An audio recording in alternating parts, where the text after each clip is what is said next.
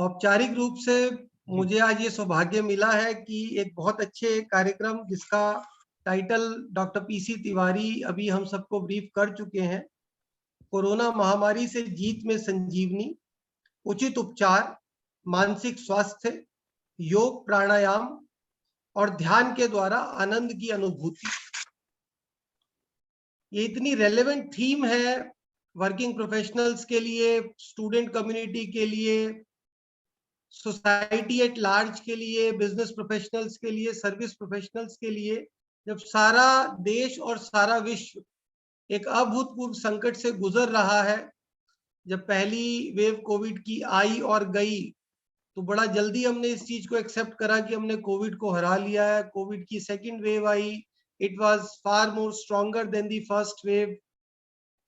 बहुत unfortunate incidents across the country हम सब ने देखे। ईश्वर की कृपा से, गुरुजनों के आशीर्वाद से हमने सेकंड वेव को भी क्रॉस किया, क्वालिफाई किया। और अब जो एक्सपर्ट्स हैं वो ये कह रहे हैं कि हम तीसरी वेव के लिए तैयार रहें और लापरवाही ना बरतें, जो कोविड अप्रोप्रिएट बिहेवियर है उसको फॉलो करें।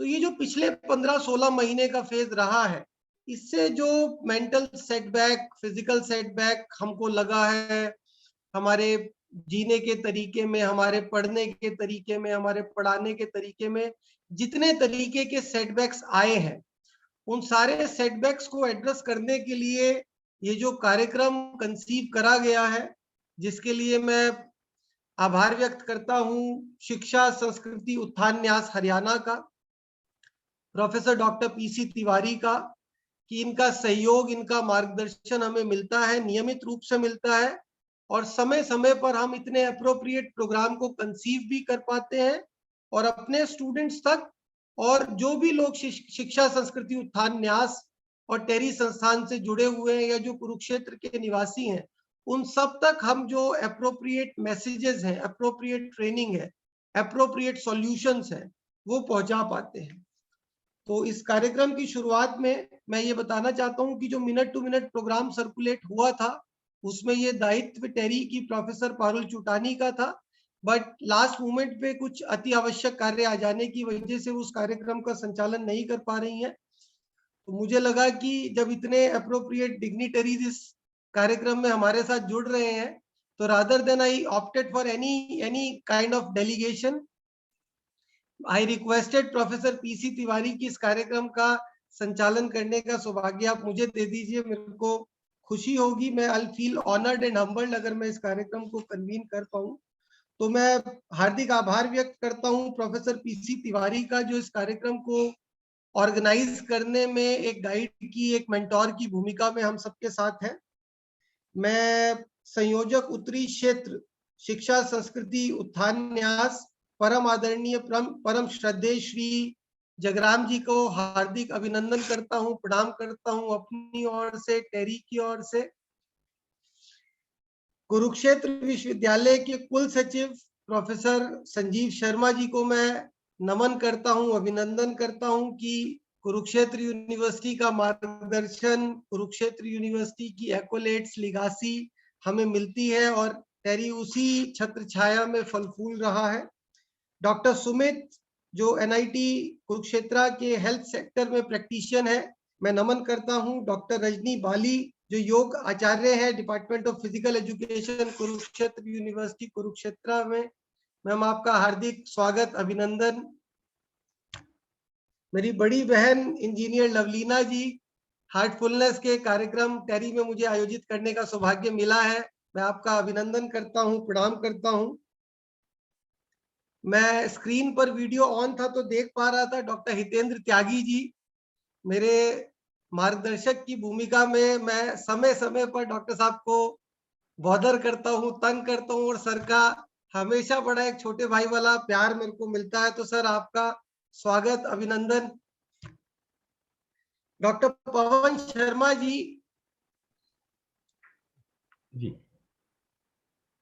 आचार्य है केमिस्ट्री के और वो हमारे साथ इस कार्यक्रम में जुड़ पाए हैं, मैं उनको नमन करता हूं, अभिनंदन करता हूं। डॉक्टर मनोज जोशी जी, शर्मा साहब का भी स्वागत, अभिनंदन। त्यागी जी का भी हमारे प्लीज। डॉक्टर मनोज जोशी जी इस कार्यक्रम में जुड़े हैं लाइब्रेरी साइंसेस से, मैं उनको भी अपनी ओर से, टेरी की ओर से, उस ज्वाइंट कार्यक्रम जो टेरी और शिक्षा संस्कृति उत्थान न्यास हरियाणा मिलकर कर रहे हैं, आपका भी हार्दिक स्वागत और अभिनंदन करता हूं सर।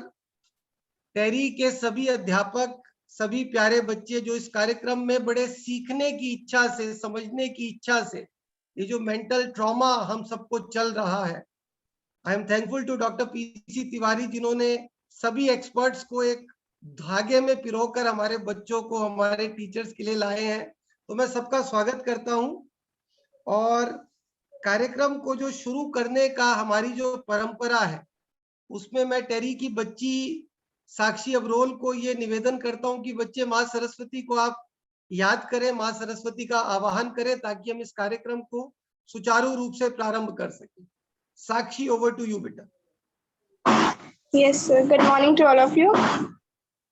हे शारदे माँ, हे शारदे माँ, अज्ञानता से हमें तार दे माँ। हे शारदे माँ, हे शारदे माँ, अज्ञानता से हमें तार दे माँ।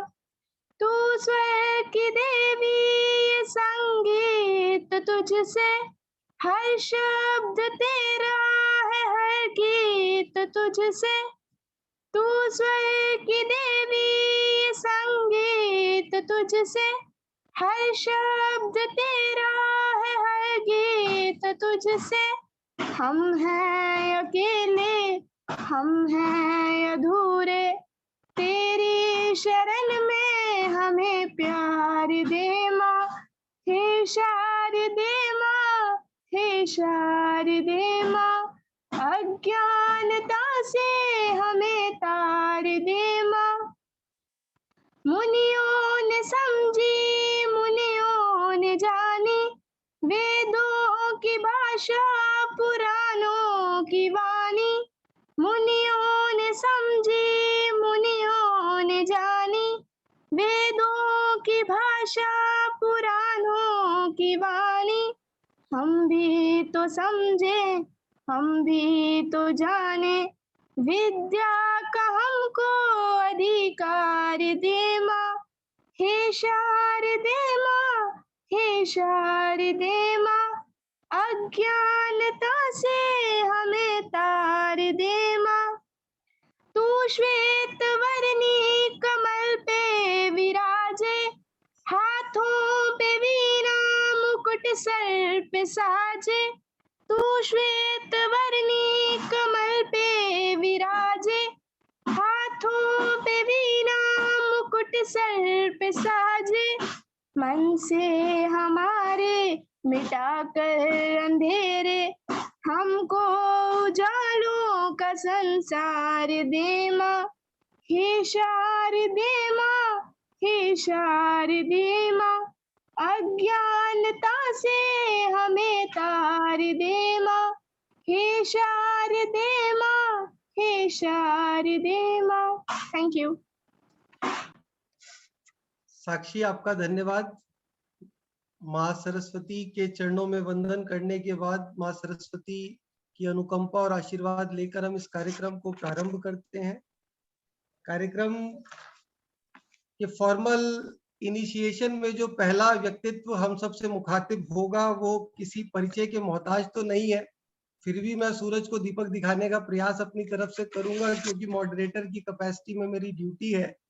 संडे के दिन डॉक्टर तिवारी को ऑफिस से ज्वाइन करते हुए देखकर पहली मोटिवेशन तो अपने आप मिल जाती है कि कर्मठता को डिफाइन करने की जरूरत खत्म हो जाती है।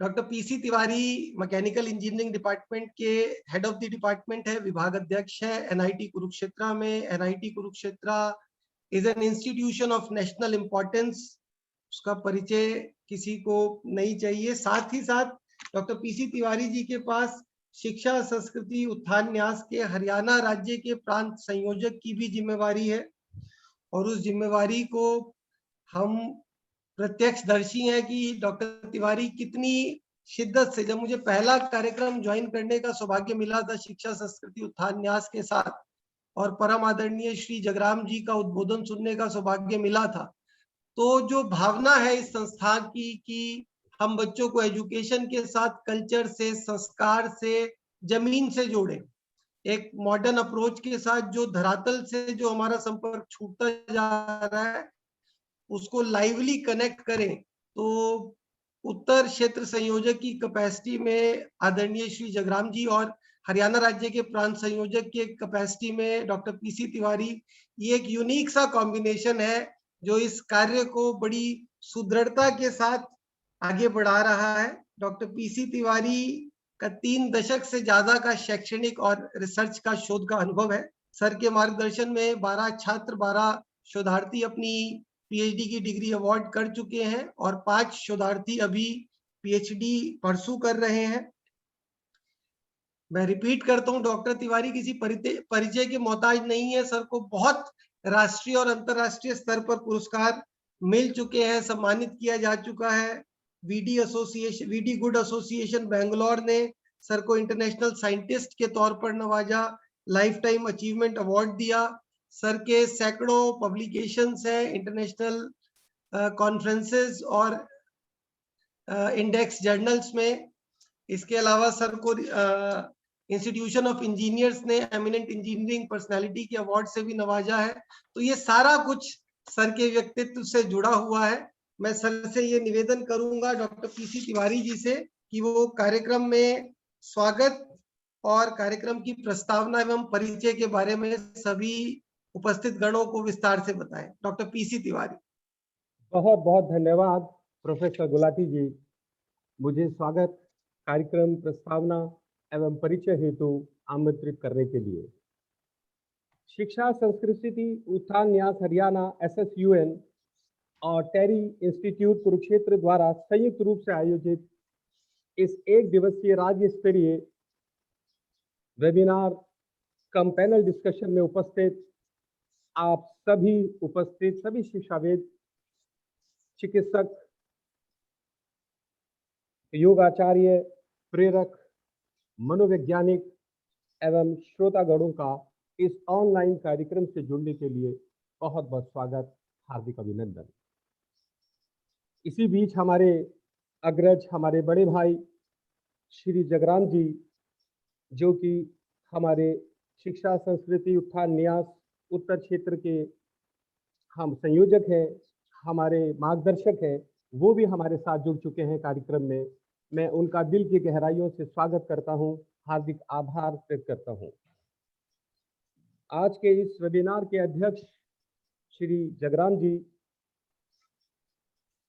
विशेषज्ञ पैनलिस्ट डॉक्टर सुमित, चिकित्सक, NIT health centre Kurukshetra, professor Hardeep Joshi ji, मनोविज्ञान विभाग कुरुक्षेत्र विश्वविद्यालय कुरुक्षेत्र, श्रीमती रजनी योगाचार्य जी, कुरुक्षेत्र विश्वविद्यालय कुरुक्षेत्र, प्रोफेसर लवलीना जी, लेक्चरर राज्य की बहुतकनीकी नीलोखेड़ी, डॉक्टर सागर गुलाटी जी, निदेशक टेरी कुरुक्षेत्र, मेरे अनुज, मेरे छोटे भाई, प्रोफेसर सुधीर कुमार, प्रिंसिपल टेरी पॉलिटेक्निक कुरुक्षेत्र, व फैकल्टी तथा समस्त श्रोतागण जो अपनी व्यस्ततम दिनचर्या में से बहुमूल्य समय निकालकर हमारे बीच उपस्थित हुए हैं, आप सभी का पुनः इस कार्यक्रम में हार्दिक स्वागत और अभिनंदन।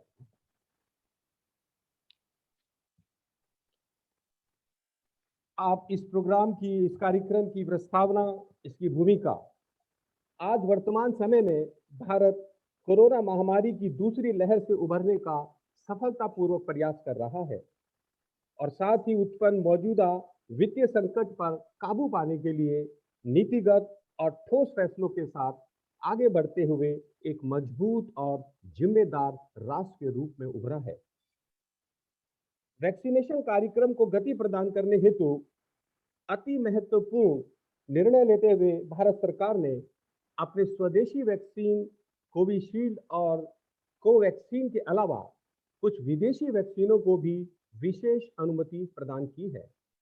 निकट भविष्य में रूसी वैक्सीन स्पुतनिक का उत्पादन डॉक्टर रेड्डी लैब्स के साथ मिलकर हमारा महान देश भारत करेगा। कोरोना महामारी से जीत में टेस्टिंग, ट्रैकिंग और ट्रीटमेंट फिलॉसफी को, इस टेक्निक को इस अप्रोच को, जिसको ऑस्ट्रेलिया ने भी फॉलो किया, जब हम ग्लोबल लेवल पे काम करते हैं बाहर के रिसर्च स्कॉलर्स के साथ, तो हम देखते हैं कि वो भी हमारा अनुसरण कर रहे हैं। और इसके लिए साक्ष्य है हमारे पास प्रमाण है। जो हमारे योगी जी हैं, यूपी के जो हमारे मुख्यमंत्री हैं, उन्होंने इस चीज को यूपी में अप्लाई किया है। और ऑस्ट्रेलिया के एमपी साहब हैं मिस्टर केली, जिन्होंने इस चीज का अनुमोदन किया है, अनुशंसा की है, और उन्होंने बहुत बहुत तारीफ की है कि आप भारत में इतना अच्छा काम कर रहे हैं। तो हमें गर्व होता है अपने इन लोगों के ऊपर, जो देश को एक विकास की दिशा में एक नई गति के साथ ले जा रहे हैं, चाहे वो शिक्षा का फील्ड हो, चाहे वो संस्कृति का हो, चाहे वो स्वास्थ्य का हो। यही हमारा समर्पण है। इसमें ऑस्ट्रेलिया और कनाडा जैसे देश भी हमें फॉलो कर रहे हैं। और आरोग्य के साथ कोविन ऐप को, जिसको मोदी जी ने अभी पीछे लॉन्च किया था और देशों के साथ शेयर किया था, 50 देशों के लिए हम काम कर रहे हैं। कोविन ऐप हम उनको प्रोवाइड कर रहे हैं। मैं समझता हूं इतना बड़ा कंट्रीब्यूशन, इतना बड़ा योगदान इस पीरियड में, कोविड-19 के पीरियड में और किसी देश ने नहीं किया। और अब हम आते हैं अपनी विरासत पर। जो हमारी विरासत है, हमारी परंपरा है, हमारे पूर्वजों से प्राप्त सबसे प्राचीन और अनमोल विरासत, विशेषतः आयुर्वेद, योग, प्राणायाम और ध्यान आधारित उपचार में संजीवनी का कार्य किया है। और आज ये कार्यक्रम उसी जो हमारी विरासत है उसी को समर्पित है। और इसके साथ आधुनिक चिकित्सा प्रणाली को भी हम लेकर चलेंगे, चाहे वो एलोपैथी हो या कोई और पैथी भी हो। आधुनिक चिकित्सा प्रणाली के साथ इन प्राकृतिक उपायों को अमल में लाकर हम पोस्ट कोविड इफेक्ट को बेहतर तरीके से नियंत्रित कर सकेंगे। इसकी जानकारी आज हम सभी को इस वेबिनार कम पैनल डिस्कशन के माध्यम से हमारे जो अंतर्राष्ट्रीय और राष्ट्रीय स्तर के विशेषज्ञ हैं उनके द्वारा मिलेगी। अंतर्राष्ट्रीय स्तर पर विशेषज्ञों के द्वारा अनुमानित कोरोना की तीसरी लहर को भी हमने अपने ध्यान में रखा है। और हमें ध्यान रखना होगा, संयमित जीवन हमें जीना होगा, हमें एसओपीज को फॉलो करना होगा, कोविड-19 की आवश्यक सावधानियां बरतनी होंगी, और मास्क जैसे लगातार हम पहने, सैनिटाइजेशन हम बराबर करें, और सोशल डिस्टेंसिंग का भी ध्यान रखें। जो हमारी सरकार ने गाइडलाइंस दी है उनका हमें संजीदगी से पालन करना होगा। एक नियम के साथ, एक संयम के साथ हमें इन सब चीजों का अनुसरण करना ही होगा। तभी हम अपने देश को बचा सकते हैं, अपने देश की अमूल्य जो निधि है उसको हम बचा सकते हैं। अब अंत में सारांश, मैं निष्कर्ष पर आना चाहूंगा। इस दिशा में पिछले 1 साल से हमारा जो शिक्षा संस्कृति उत्थान न्यास हरियाणा है, वो एक बहुत बहुत महत्वपूर्ण कार्य कर रहा है। ना सिर्फ तकनीकी शिक्षा के विकास में, नई एजुकेशन पॉलिसी को लेकर, शिक्षक शिक्षा को लेकर, नारी शिक्षा को लेकर, हर हर कंपोनेंट को, हर विधा को हमने न्यास के अंतर्गत कवर किया है। और एक कहना चाहिए होलिस्टिक डेवलपमेंट की ओर हम जा रहे हैं। और इसमें हम हमारा एक सामाजिक उत्तरदायित्व को लेकर कोविड-19 महामारी से ये जो जंग है, इसको कैसे हम जीतेंगे, इसमें भी हमारा न्यास एक बहुत महत्वपूर्ण भूमिका अदा कर रहा है। सामाजिक जागृति, शिक्षा और सांस्कृतिक विकास के माध्यम से राष्ट्रीय उत्थान की हमारी जो संस्था है इसका मुख्य उद्देश्य है। ये संस्थाएं जो हमारे साथ जुड़ी हैं, शिक्षा भारती, विद्या भारती व अन्य संस्थाएं जो समर्पित है हमारे देश की शिक्षा के लिए, सेवा के लिए, संस्कृति के लिए और सामाजिक कल्याण के लिए, ये संस्थाएं हमारे साथ लगातार संवाद कर रही हैं। उनके सहयोग के माध्यम से कोविड के पश्चात इन विभिन्न समस्याओं के निराकरण को हम समाज के निचले तबके तक पहुंचाने का प्रयास कर रहे हैं। जो हमारा अंडर प्रिविलेज एक सेक्शन है सोसाइटी का, हम लोग स्लम्स तक जा रहे हैं, वहां जाकर भी हम मास्क डिस्ट्रीब्यूट कर रहे हैं अपने न्यास के अंडर में, न्यास के अंडर द एजेस ऑफ न्यास, और वहां जाकर सैनिटाइजेशन भी हम करवा रहे हैं। ये सब हमारा प्रयास लगातार चल रहा है पिछले 1 साल से। आज हम सब समाज और सरकार की सहभागिता के बदौलत इस महामारी को रोकने के साथ इसके दुष्प्रभावों को भी कम करने में सफलतापूर्वक आगे बढ़ रहे हैं। उचित उपचार, जो आज का शीर्षक भी है, थीम है हमारा, मानसिक स्वास्थ्य, योग, प्राणायाम और ध्यान द्वारा इनके द्वारा वर्तमान समस्याओं का समाधान भी करना है। हमने अपने आप को सिर्फ शिक्षा तक सीमित नहीं रखना है, हमने सेवा में समर्पित कर देना है अपने आप को। इन समस्याओं का समाधान भी करना है और इसके द्वारा जीवन पर्यंत आनंद की अनुभूति भी करनी है। यही हमारा उद्देश्य है। और अंत में मैं आप सभी का इस धैर्यपूर्ण उपस्थिति के लिए, संपूर्ण सहयोग के लिए हार्दिक धन्यवाद करना चाहूंगा। जय मां भारती, जय हिंद। बहुत बहुत धन्यवाद सर, बहुत बहुत आभार। कार्यक्रम की प्रस्तावना को, शिक्षा संस्कृति उत्थान न्यास के दायित्वों को, कार्यक्रमों को सभी श्रोताओं तक पहुंचाने के लिए। और जैसा कि आज की थीम है कोरोना महामारी से जीत में संजीवनी उचित। Sir ji ji, please continue. Corona महामारी से जीत में संजीवनी, उचित उपचार, मानसिक स्वास्थ्य, योग, प्राणायाम और ध्यान द्वारा आनंद की अनुभूति। तो इसमें उचित उपचार का बड़ा एक महत्वपूर्ण रोल है। तो उचित उपचार थीम पर थोड़ा प्रकाश डालने के लिए मैं आमंत्रित करता हूं डॉक्टर सुमित को, जो मेडिकल ऑफिसर है हेल्थ सेंटर NIT कुरुक्षेत्र में। डॉक्टर सुमित ने अपनी MBBS करी MKCG मेडिकल कॉलेज उड़ीसा से। Thereafter he came to Delhi and did his junior research fellowship in various government as well as private hospitals. He did his senior residency in medicine from Delhi and went on to do diploma in PDDM diabetology from Nanavati Hospital, Mumbai. तो मैं अपनी ओर से, टेरी संस्थान की ओर से, शिक्षा संस्कृति उत्थान न्यास की तरफ से डॉक्टर सुमित का हार्दिक आभार प्रकट करता हूं, अभिनंदन करता हूं और उनसे निवेदन करता हूं कि कोविड एप्रोप्रिएट बिहेवियर और कोविड ट्रीटमेंट पर आप काइंडली प्रकाश डालें सर। डॉक्टर सुमित। बहुत धन्यवाद मुझे आमंत्रित करने के लिए संजीव सर, सागर सर, आदरणीय अध्यक्षगण, अध्यक्ष महोदय जी, सभी संयोजक जन एवं समस्त प्रतिभागियों। मैं doctor Sumit Kumar Goyal, medical officer NIT Kurukshetra, सभी को सादर प्रणाम करता हूँ। आज मैं वैश्विक बीमारी कोरोना एवं पोस्ट कोरोना इवेंट के विषय में कुछ सरल शब्दों में प्रकाश डालना चाहता हूँ। तो आज जो हम डिस्कशन करेंगे,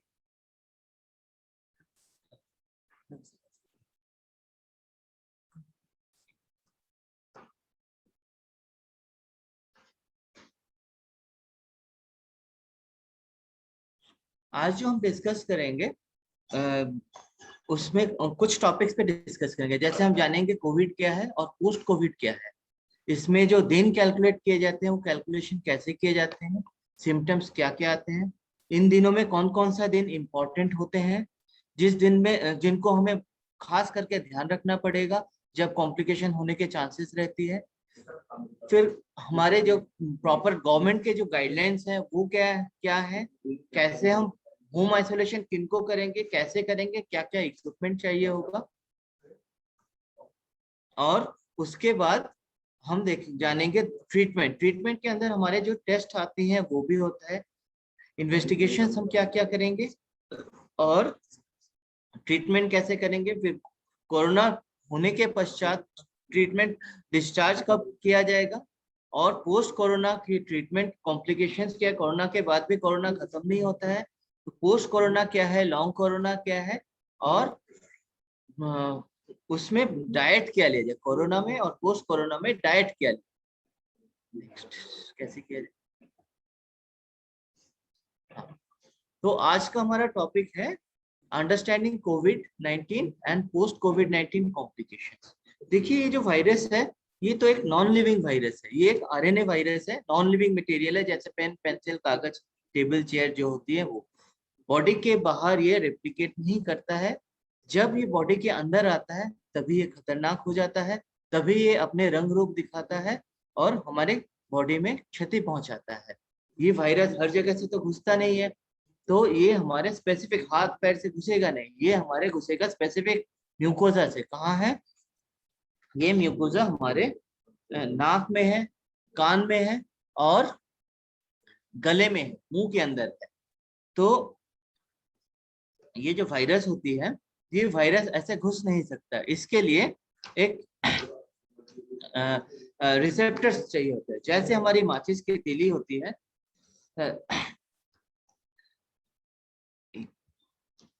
जैसे हमारी माचिस की तीली होती है वो हर जगह नहीं जलता है, जहाँ पे बारूद रहता है वो उसी जगह पे जलता है। ये माचिस की तीली है, ये हर जगह नहीं जलेगा, जहाँ पे बारूद है वहीं पे जलेगा ये। तो ये अगर मैं यहाँ पे मारूं, यहाँ नहीं जलेगा, सिर्फ यहीं पे जलेगा, जहाँ पे बारूद है ये यहीं पे जलेगा। तो हमारा बॉडी में भी जो रिसेप्टर जहाँ पे है ये वहीं पे जलेगा, वहीं से ये घुसेगा। तो इसीलिए हमें ये मास्क पहनने बोला जाता है, कोविड प्रोटोकॉल के तहत मास्क पहनने बोला जाता है। नाक ढक के रहना चाहिए क्योंकि ये नाक से घुसता है, मुंह से घुसता है। दूसरी बात है हमारा हाथ में दस्ताने पहनने बोले जाते हैं, हाथ को बार बार सैनिटाइज करने बोला जाता है। वो क्यों? क्योंकि हमारा हाथ नाक में बार बार चला जाता है, आंख में बार बार अनजाने में चला जाता है। तो हमें इस तरह के ये कोविड प्रिकॉशंस है। 2 गज की दूरी बनाए रखने की जरूरत होती है, क्योंकि लोगों को अगर छींक दे तो वो हमारे नाक में, मुंह में अंदर ना घुसे, ठीक है, क्योंकि ड्रॉपलेट इन्फेक्शन की तरह ये फैलता है, ये नहीं घुस सकता है। तो इसमें ये इन्फेक्शन किसको होगा? जिनकी इम्यूनिटी कम रहेगी, जिनका जिंक डेफिशिएंसी रहेगा, ये सब रहेगा। जनरली नाक में, मुंह के अंदर, ये सब जगह हमारा लोकल डिफेंस मैकेनिज्म भी रहती है। क्या रहता है? मुंह के अंदर हमारा सलाइवा रहता है, आंख में हमारा आई के टीयर्स रहती है। ये लोकली ही हमारे वायरस को वहीं से डिफेंस करने, मतलब भगा देता है उसको। लेकिन अगर हमारा डिफेंस मैकेनिज्म वीक है, अगर हमारी इम्यूनिटी कमजोर है, जिंक डेफिशिएंसी हमारे बॉडी के अंदर चल रही है, तो ये हमारे बॉडी के अंदर घुस जाता है। तो इसको हमें कहानी की तरह समझेंगे पहले। तो मानिए एक कोरोना को हम एक चोर की तरह देखते हैं और हमारे इम्यूनिटी के कंपोनेंट्स को चौकीदार की तरह देखते हैं। तो चोर अंदर घुसता है, दरवाजा खोल के घुसे, तोड़ के घुसे, जैसे भी अंदर घुसा है। तो पहले क्या होता है, हमारा चौकीदार जाग जाता है, जो घर के बाहर जो चौकीदार बैठा हुआ है वो जाग जाता है। वो एक हाथ से, चोर का काम है घर में उसके आग लगाना, डिस्ट्रॉय करना सब कुछ। वो रेप्लिकेट करता है, मल्टीप्लाई करता है और डिस्ट्रॉय करना शुरू कर देता है। और चौकीदार क्या करते हैं? चौकीदार एक हाथ से पानी डालता है और दूसरे हाथ से घंटी बजाता है कि भाई चोर घुस गया, आ जाओ सब लोग मिलके इसको भगाना है, इसके साथ लड़ाई करनी। तो इस समय हमें क्या होता है? बॉडी में जुकाम आती है, खांसी आती है। ये लोकल एरिया में हो रहा है, नाक में, मुंह में, आंख में रेडनेस आ जाती है, ये सब होता है। तो अगर हमारा चौकीदार पावरफुल है, जैसे यंग बच्चों का क्या होता है, उनका इम्यूनिटी स्ट्रांग होता है, जिनकी इम्यूनिटी, स्पोर्ट्समैन है जिनकी इम्यूनिटी स्ट्रांग है, तो वो तुरंत वहीं पे उनका ये हो जाएगा, उसके बाद वो इन्फेक्ट अंदर उनका जाएगा नहीं ज्यादा। दूसरे जिनकी इम्यूनिटी को वो हावी कर जाता है, वायरस ज्यादा मल्टीप्लाई कर जाता है, तब वो चौकीदार पहले चौकीदार का नाम है इंटरफेरॉन। अब वो दूसरे चौकीदार, घर के जो दूसरे चौकीदार से उसका सीनियर जो है उसको बुलाता है, उसका नाम है TNF अल्फा। अब TNF अल्फा क्या है? वो दोनों मिलके ये लोग लड़ते हैं और वो बाकी सबको और जागरूक करता है कि भैया आ जाओ, लड़ाई करते हैं। तो धीरे धीरे जैसे ऑफिस में हर जगह CEO एक एक हायरार्की करके, senior, assistant professor, professor, director, ऐसे करके डीन, डायरेक्टर सब होते हैं। इन बॉडी की इम्यूनिटी सिस्टम में भी हायरार्की होती है। तो ये एक एक के बाद एक एक इम्यूनिटी सिस्टम को ट्रिगर करता है, T सेल्स, B सेल्स, ऐसे करके ट्रिगर करती रहती है। तो एक एक ये जो TNF अल्फा, इंटरफेरॉन्स, इंटरल्यूकिन्स, ये सारे हम इनको टेक्निकल टर्म में साइटोकाइंस भी बोलते हैं। तो जब इनसे नहीं बन पाता है तो वो बाहर से जो CEO रहता है वो बोलता है कि भाई अब पुलिस को बुलाओ। ये पुलिस कौन आता है? ये इंटरल्यूकिन्स आता है। अब इंटरल्यूकिन्स आके सीधा बोलता है, ये होने में, पुलिस को बुलाने में ये कम से कम 5 दिन चाहिए होता है, 120 घंटे चाहिए होते हैं। तो 120 घंटे आपको कॉम्प्लिकेशन में जाने के लिए नजरअंदाज करने पड़ेंगे। अगर आप शुरुआत में ही, अगर RT-PCR जुकाम आते ही, फर्स्ट सिम्टम आते ही, सिम्टम्स मैं बताऊंगा कुछ देर में, सिम्टम्स आते ही अगर आप, इनकी टेस्ट होती है RT-PCR डिटेक्शन टेस्ट, अगर आप शुरू में कर लेते हैं, आपका दवाइयाँ शुरू, परहेज दवाइयाँ शुरू में, तो घर परिवार में भी सब बचेंगे, आप खुद भी बचेंगे। तो ये 120 घंटे में पुलिस आ गया, मतलब इंटरलोकिन 6 आ गया, वो आके सीधा लिवर को आदेश देता है कि भाई ये कोरोना वायरस बहुत बुरी तरह फैल रहा है, इनको बांध के रखने की जरूरत है, सीमेंट बनाओ, सीमेंट बना के इनको वॉल बना के इनको रोको। अब वायरस का काम है बम फोड़ना, आग लगाना, तो वो लड़ाइयाँ चलती रहती है। तो ये जो सीमेंट जो बांध रहे हैं इसका मतलब है ये क्लॉट्स बांध के इसको एक जगह पे आइसोलेट करने की कोशिश करता है। अब ये क्लॉट जब बनता है, क्लॉट्स टूटते भी हैं। जो क्लॉट्स टूटता है उसको हम देखते हैं fibrinogen degradation product, D dimer. और ये जो सीमेंट वगैरह जो बांध रहा है ये एक और प्रोटीन है, सी रिएक्टिव प्रोटीन, जो लीवर को जो आदेश देता है वो सी रिएक्टिव प्रोटीन है। लीवर को जो बोला गया है तो सी रिएक्टिव प्रोटीन। अब ये लड़ाई चलते चलते 90% केसेस में क्या होता है, वायरस काबू में आ जाता है, इन्फ्लेमेशन भी इन काबू में आता है। अब इन्फ्लेमेशन जब कम, लड़ाई चल रही है, इन्फ्लेमेशन इस जो मैं आग लगने को कह रहा हूँ, ये इन्फ्लेमेशन, इसको हम टेक्निकल टर्म में इन्फ्लेमेशन बोलते हैं। ये इन्फ्लेमेशन जब होता है, इसको ये चारों तरफ ये देखता नहीं है मैं किसको, वो गोली चलाता रहता है। वो वायरस को भी मारता है, अपने जो लोकल टिश्यू है उनको भी मारता है। वो जहां जाता है, लिवर में, लंग्स में, जहां जाता है वहां पे टिश्यूज को ये साइटोकाइन एक्टिवेशन से साइटोकाइन स्टॉर्म की तरफ जाता है। उसमें जब बहुत ज्यादा वायरस इन्फेक्शन होती है तो जब सीआरपी बनने लगता है उस समय हमारा बॉडी एक कॉम्प्रोमाइजिंग साइटोकाइन निकालता है, उसका नाम है इंटरल्यूकिन 10। इंटरल्यूकिन 10 आता है, वो बोलता है, वायरस को बोलता है भैया तुम्हारा ये जगह नहीं है, आप बाहर जाओ। और अपने जो साइटोकाइंस दूसरे हैं जो हैवक मचा रहा है उनको भी बोलता है कि भैया आप शांत हो जाओ, वायरस चला गया, आप शांत हो जाओ। अगर इंटरल्यूकिन 10 हावी होता है तो 7 दिन के अंदर, ये 7 दिन के अंदर हमारा सिम्टम्स खत्म हो जाता है। अगर 7 दिन तक सिम्टम्स खत्म होते हैं और 3 दिन तक आप देखेंगे और 10वें दिन के बाद पेशेंट को बोल सकते हैं आपके अंदर वायरस नहीं है, आप लोकली आप घर के अंदर लोगों से विद कोविड प्रोटोकॉल्स आप घूम सकते हैं। तो 3 तरह के वायरसेस होती हैं। अब इस चीज को मैं जस्ट एक वायरस की तरह, इनिशियली हमारा वायरस आया, अर्ली स्टेज होती है, वायरस बहुत ज्यादा होता है, और बीच में पल्मोनरी स्टेज होती है जब वो लंग्स में जाता है, जब हमारा इम्यून सिस्टम ट्रिगर होता है। लास्ट वाला स्टेज जो वायरस तो चला गया लेकिन इम्यून सिस्टम जो हमारी बहुत ज्यादा हाइपर इन्फ्लेशन हो चुका है, उसे कहते हैं hyper inflation phase.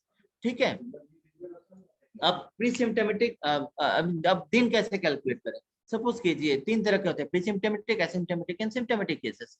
Pre symptomatic cases वो होती हैं जो मैं किसी से मिला, कोविड पॉजिटिव है, जो मुझे पता नहीं था, अचानक एक्सीडेंटली मिला, बाद में मुझे पता चला, मैं जाके टेस्ट कराया, मेरे को पॉजिटिव मिला, तो मुझे कोई सिम्टम नहीं है, तो जिस दिन मैंने मेरा पॉजिटिव है उस दिन मैं डे 1 माना जाएगा। एसिम्टोमेटिक केसेस, अचानक कोई घूमते फिरते कोई टेस्ट करवाता है और वो पॉजिटिव पाया जाता है, मतलब इसमें पेशेंट को कभी भी कोई सिम्टम नहीं आते, डे 1 से डे 14 तक कभी भी सिम्टम नहीं आते। सिम्टोमेटिक 2 तरह के होते हैं, टिपिकल सिम्टम होती है और एटिपिकल सिम्टम होती है।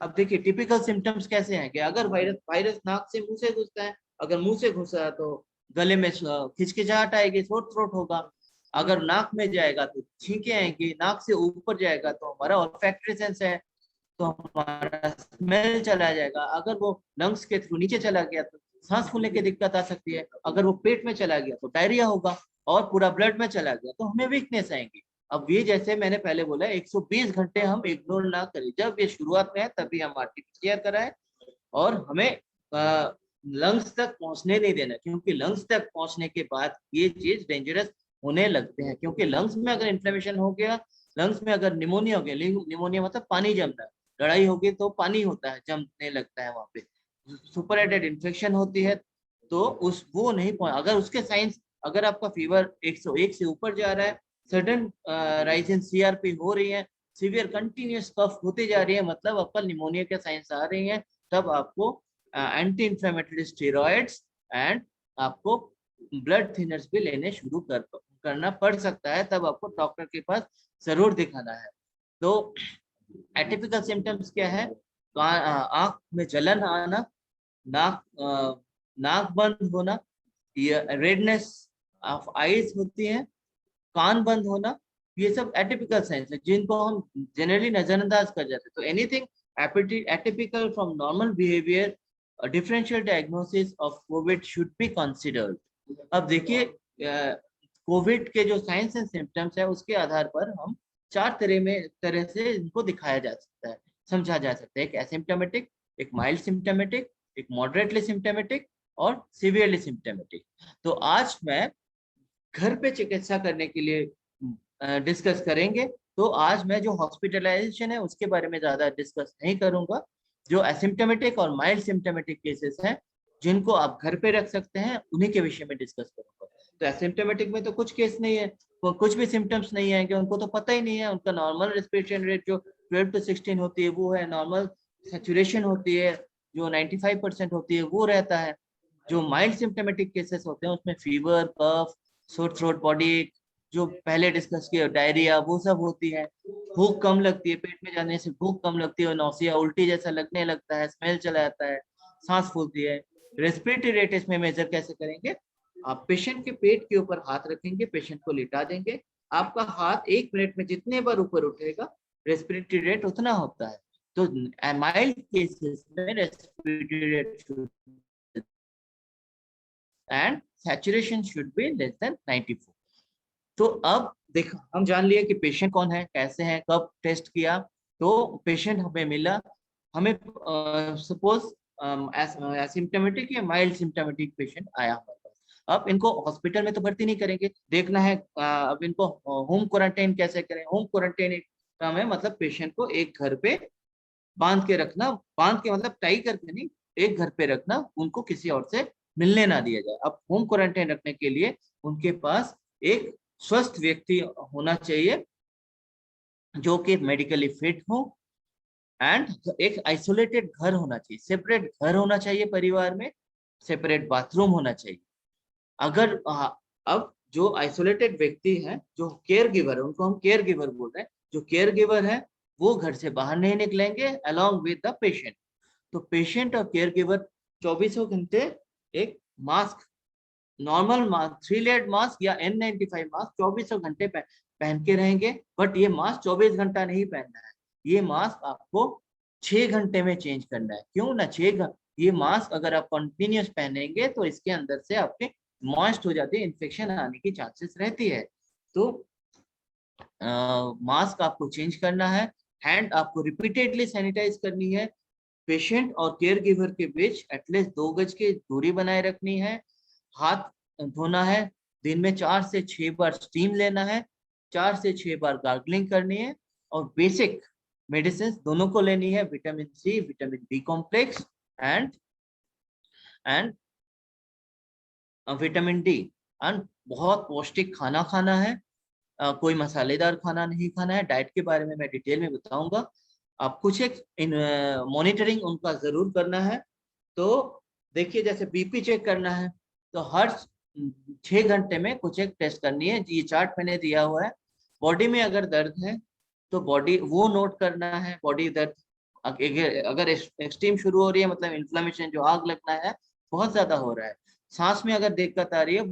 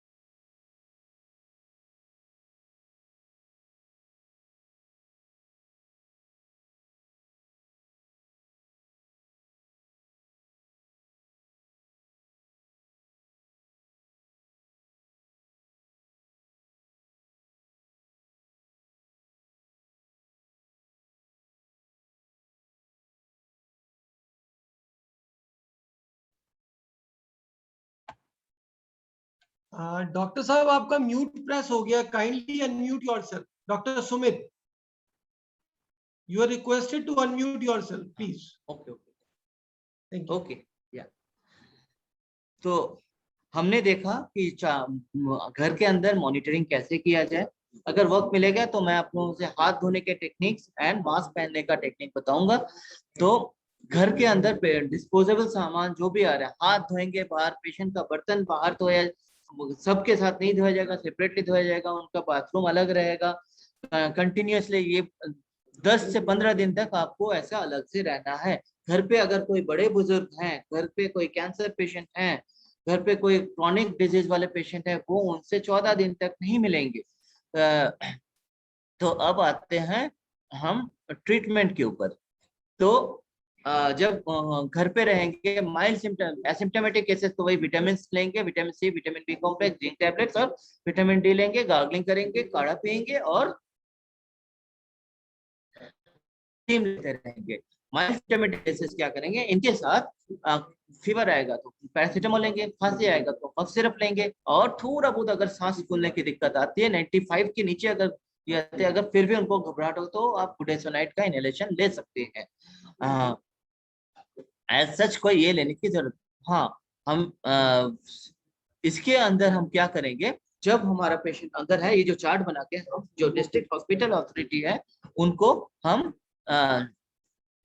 ये आगे भेजेंगे, ये जो अपनी रिपोर्ट है भेजेंगे।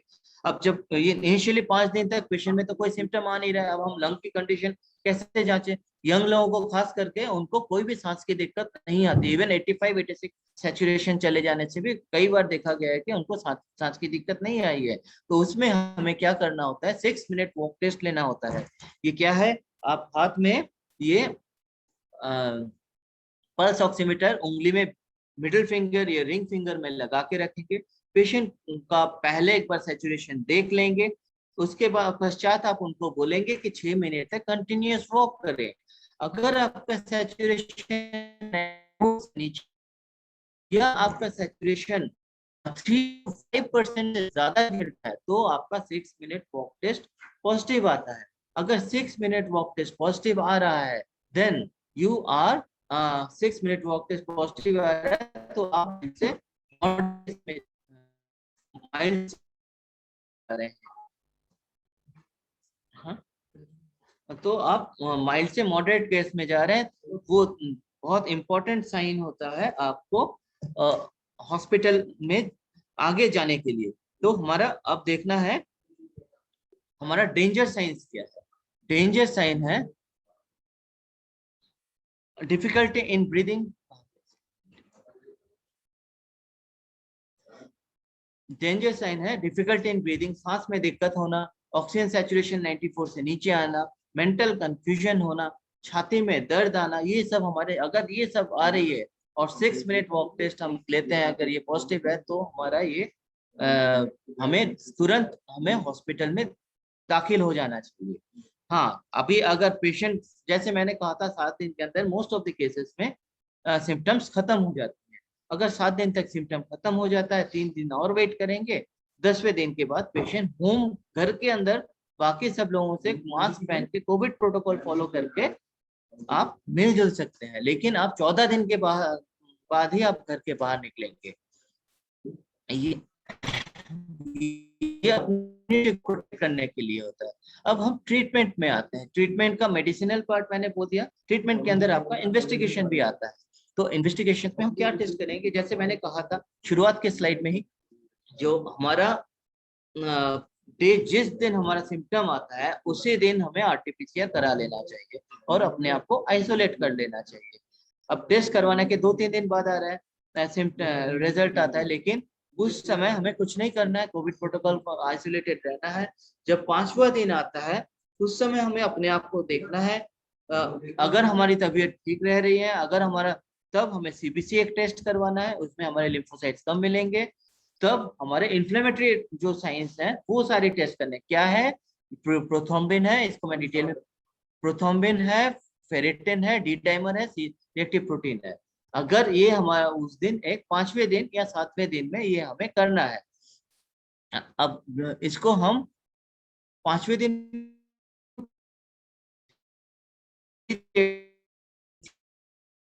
हम इसको ट्रीट नहीं, इनको ट्रीट करते हैं।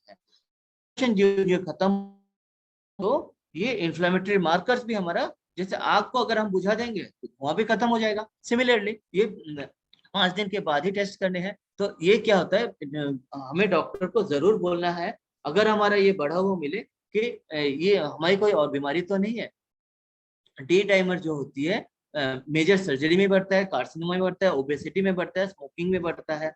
नॉर्मल लंग्स में क्यों बढ़ता है, लंग्स में कोविड पे क्या होता है, लंग्स में जब ये हमारे माइक्रोवास्कुलर में क्लॉट्स जमा करता है। अब जब ये क्लॉट्स जमा रहा है, क्लॉट्स टूट रहा है, तो डी डाइमर बढ़ रही है। नॉर्मल लेवल ये less than 500 nanogram in normal adult रहता है, बट विद एज ये बढ़ता रहता है। बट ट्रीटेबल अमाउंट क्या रहता है, मोर देन 1000।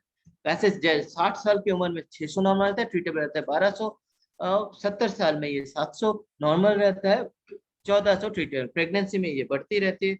सिमिलरली इंटरल्यूकिन्स जो आपके चौकीदार मैं बोल रहा हूँ, ये भी बढ़ते हैं। लड़ाई हो रही है तो ये लोग भी आएंगे, इनकी लेवल भी बढ़ेगी। नॉर्मल रहता है 7 to 8, 50 से ऊपर जाने से हमें ट्रीट करना है। सी रिएक्टिव प्रोटीन बहुत इंपॉर्टेंट होती है, तो ये भी हमारा नॉर्मल लेस देन 10 रहता है। और माइल्ड केस में 10 to 20, मॉडरेट में 20 to 50, सीवियर केस में मोर देन 50 जाने से हमें उस तरह से ट्रीटमेंट करना होता है। तो एक बहुत इंपॉर्टेंट कंफ्यूजन हम लोगों का आता है सीटी वैल्यू या सीटी स्कोर को लेकर। देखिए सीटी वैल्यू जो आता है वो आरटीपीसीआर में आता है, वो लोकल लेवल में जब हम ये नेसोफेरिंजियल नाक से ले जाते हैं या मुंह से ले जाते हैं, वहां पे कितना वायरस है वो वायरल लोड दिखाता है। ये हमारे अंदर में वायरस का लेवल ऑफ इन्फेक्टिविटी कभी नहीं बताता है।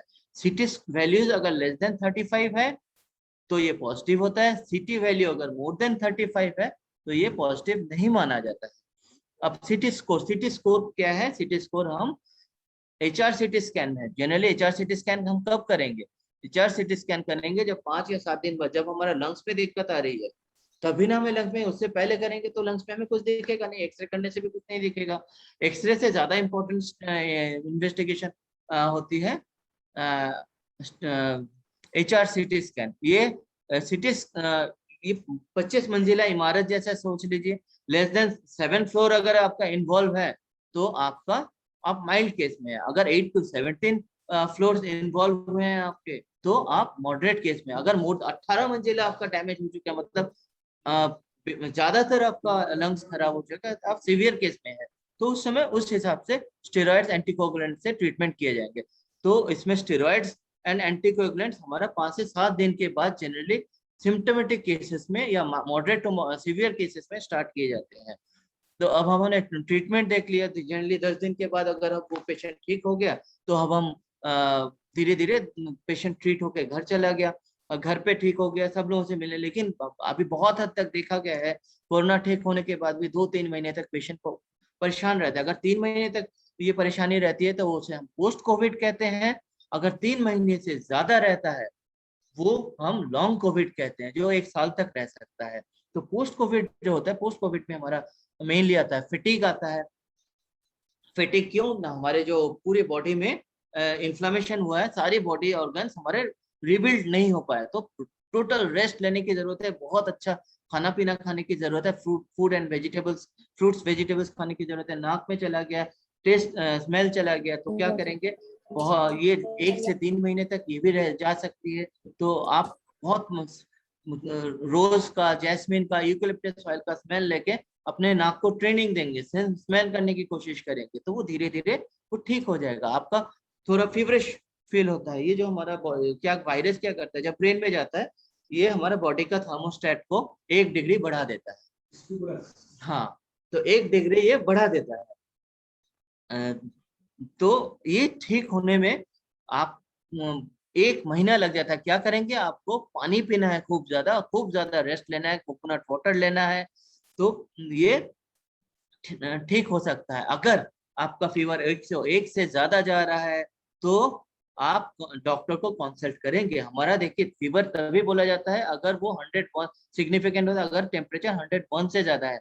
99 को हम थर्मो डिसरेगुलेशन बोलते हैं, that is not a fever, that is just a thermo dysregulation. आपका थर्मोस्टेट एक लेवल ज्यादा बढ़ गया। अभी जैसे पहले बताया था, लंग्स में जाके लड़ाई हुई, लंग्स डैमेज हुआ, स्कार हो गया तो लंग फाइब्रोसिस होता है।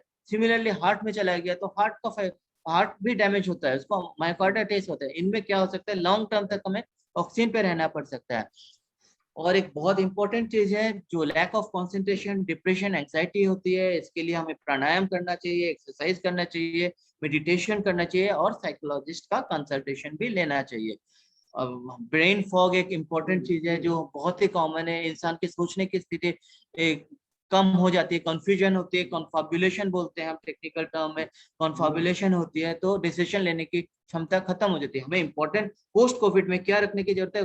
खून जो गाढ़ा हुआ है जो इन्फ्लेमेशन होके जो खून गाढ़ा हुआ है उसको कम करने के लिए ब्लड थिनर्स लेना बहुत जरूरी होता है। 6 हफ्ते तक ब्लड थिनर्स लेना जरूरी होता है। इसके पश्चात भी अगर chest pain, palpitation, tachycardia, breathlessness और मसल पेन ये सब हो रहा है, ब्लडिंग ऑफ विजन हो रही है, मतलब आपको इमीडिएटली डॉक्टर के पास जाके इलाज कराना चाहिए। अभी आते हैं लास्ट स्लाइड है मेरा, ये डाइट प्लान के ऊपर हमें खाना क्या खाना चाहिए कोविड में और पोस्ट कोविड में। देखिए खाना बहुत पौष्टिक होना चाहिए। सुबह उठते ही नींबू पानी के साथ हल्दी और टर्मरिक के साथ सिनेमन पाउडर मिला के 1 ग्लास डेली लेना चाहिए। ब्रेकफास्ट में क्या लेना चाहिए? पोहा, इडली, रोटी, फिर ओट्स, स्प्राउट्स में बहुत एंटीऑक्सीडेंट्स रहती है, फ्रूट्स बहुत एंटीऑक्सीडेंट्स रहती है, ये सब try to avoid coffee and tea because these have anti inflammatory properties. दाल, रोटी, राइस, ग्रीन लीफी वेजिटेबल्स बहुत एंटीऑक्सीडेंट, मिनरल, जिंक रहता है इसमें। बटर मिल्क, सलाद, कर्ड ये सब ले सकते हैं। लंच के पश्चात एक लंबा स्लीप देना बहुत जरूरी है हमारा। मैं बार बार बोल रहा हूँ, बॉडी रिपेयर हमारा बहुत जरूरी है। बॉडी रिपेयर नहीं होगा तो ये इन्फ्लेमेशन बार बार ट्रिगर होता है, और बार बार जो री इन्फ्लेमेशन ट्रिगर होता है उसको वो री इन्फ्लेमेशन होता है, री इन्फेक्शन नहीं होता है। तो उस चीज के लिए स्लीप बहुत नेसेसरी होती है। इवनिंग में हम क्या लेंगे? इवनिंग स्नैक्स लेंगे। स्नैक्स में हम dates, nuts, soup, fruit, sambar, मखाने ये सब ले सकते हैं। डिनर में हम दाल, रोटी, वेजिटेबल्स, खिचड़ी, नमकीन, दलिया, कर्ड, सलाद ले सकते हैं। बेड टाइम में हम 1 ग्लास दूध में आधी चम्मच दालचीनी पाउडर और ब्लैक पेपर लेके ले सकते हैं। वही T, coffee, soft drink, alcohol बिल्कुल अवॉइड करें। बाकी सब लोग कोविड प्रोटोकॉल फॉलो करें और स्वस्थ रहें। मैं आप सब लोगों से बहुत बहुत धन्यवाद करता हूँ। Thank you. बहुत बहुत धन्यवाद doctor Sumit. Thank you. You were so very comprehensive। मेरे ख्याल प्रिकॉशंस, ट्रीटमेंट, डाइट प्लान, ऐसी कोई चीज नहीं थी, ऐसा कोई एवेन्यू नहीं था, कोई टॉपिक नहीं था जो आपने अपनी कॉम्प्रिहेंसिव टॉक में ना कवर करा हो। मैं 2 चीजों के लिए स्पेसिफिकली आपको धन्यवाद करूंगा और बधाई दूंगा। मेरे ख्याल आजकल जो IIM के अलुमनाइज एक तरीके से जो प्रेजेंटेशन स्किल्स सिखा रहे हैं पूरे हिंदुस्तान को, चाहे वो एजुकेटर्स हैं चाहे वो स्टूडेंट्स हैं, तो उसमें स्टोरी टेलिंग का एक बड़ा इंपॉर्टेंट रोल बताया जा रहा है कि अगर आप अपनी ऑडियंस को स्टोरी की फॉर्मेट में कोई चीज समझाएं तो जो ऑडियंस है वो ज्यादा अच्छे से स्पीकर से कनेक्ट करती है। तो in spite of being a medical practitioner, I am sure you are working pretty religiously on your self upskilling. तो आपने बड़े अच्छे से नरेट करा। और एक चीज के लिए मैं विशेष रूप से एक एजुकेशनल इंस्टीट्यूशन का निदेशक होने के नाते IT क्रांति के युग में और कॉपी पेस्ट के युग में, जब टीचर भी पावर पॉइंट बनाने के लिए गूगल से कंटेंट उठाकर कॉपी पेस्ट कर रहा है और बच्चे भी अपनी पावर पॉइंट बनाने के लिए कॉपी पेस्ट कर रहे हैं, आपने अपनी पावर पॉइंट को हैंड रिटन रखा। इससे भी बहुत कुछ है हमारे बच्चों के लिए सीखने के लिए कि जो हार्डवर्क है, जो जड़ों से जुड़ी रहने की बात है, वो ऐसे एग्जाम्पल से हमें समझ पाती है। The person who follows them, वो जब हमें एजुकेट करता है तो हम ज्यादा कनेक्ट कर पाते हैं। तो बहुत बहुत धन्यवाद डॉक्टर सुमित। Thank you. इसी कड़ी में, क्योंकि जो हमारी जो मेंटल स्ट्रेंथ है, कई बार बीमारी में भी सेम सिम्टम, सेम बीमारी 2 लोगों को हुई, एक आदमी मेंटली स्ट्रांग है, एक आदमी मेंटली वीक है, दोनों की बॉडी पे उसका अलग इम्पैक्ट होगा। तो हमारी मेंटल स्ट्रेंथ बहुत इंपॉर्टेंट रोल प्ले करती है जब हम किसी टफ टाइम से गो थ्रू कर रहे होते हैं। तो हम सभी सौभाग्यशाली हैं कि डॉक्टर हरदीप जोशी जी हमारे साथ जुड़े हैं, जो corona. Thank you sir. Hello it was all your guidance. Thank you. अच्छा, मेरे ख्याल सुधीर का मेरे पास मैसेज आया, कुछ प्रश्न हमने बच्चों से लिए हैं, तो मैं डॉक्टर हरदीप जोशी जी को निमंत्रित करूं। तो सुधीर, मेरे को लगा पता कि आप बता रहे थे कि कुछ प्रश्न हमारे पास आए हैं, तो जल्दी से हमें समय की सीमा का भी ध्यान रखना है। तो कोई एक प्रश्न जो आपको सबसे अप्रोप्रिएट लगे आप डॉक्टर साहब से पूछिए, जो भी हमारा पैनलिस्ट है, प्लीज। जी सर, नमस्ते सर। सभी एक्सपर्ट पैनलिस्ट और ऑर्गेनाइजर्स को मेरा प्रणाम। डॉक्टर सर, आपने बहुत अच्छा से प्रेजेंटेशन दिया, थैंक यू। और बहुत सारे सवालों के जवाब तो आपने अभी मुझे दे दिए।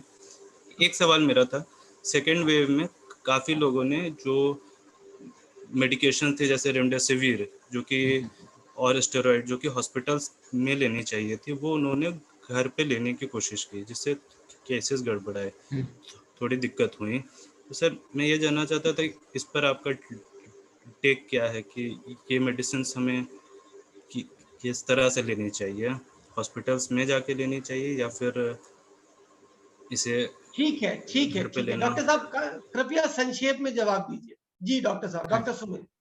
हाँ जी, देखिए देखिए रेमडेसिविर जो ड्रग है ये एंटीवायरल ड्रग है। जीका वायरस दूसरे वायरस के लिए, इबोला वायरस के लिए बनाया गया था। ये स्पेसिफिकली कोरोना के लिए पहले था ही है। इसको एज ए ट्रायल बेसिस ये स्टार्ट किया गया था। हमारे जो सेंटर कोविड हॉस्पिटल है वहाँ पे भी थोड़ा बहुत स्टार्ट किया गया था। बाद में देखा गया, गवर्नमेंट की भी गाइडलाइंस आई है रेमडेसिविर का जनरली नॉर्मल केसेस में मॉर्बिडिटी या मोर्टेलिटी में कोई रोल नहीं है, तो माइल्ड मॉडरेट केसेस में भी नहीं दिए जाते हैं।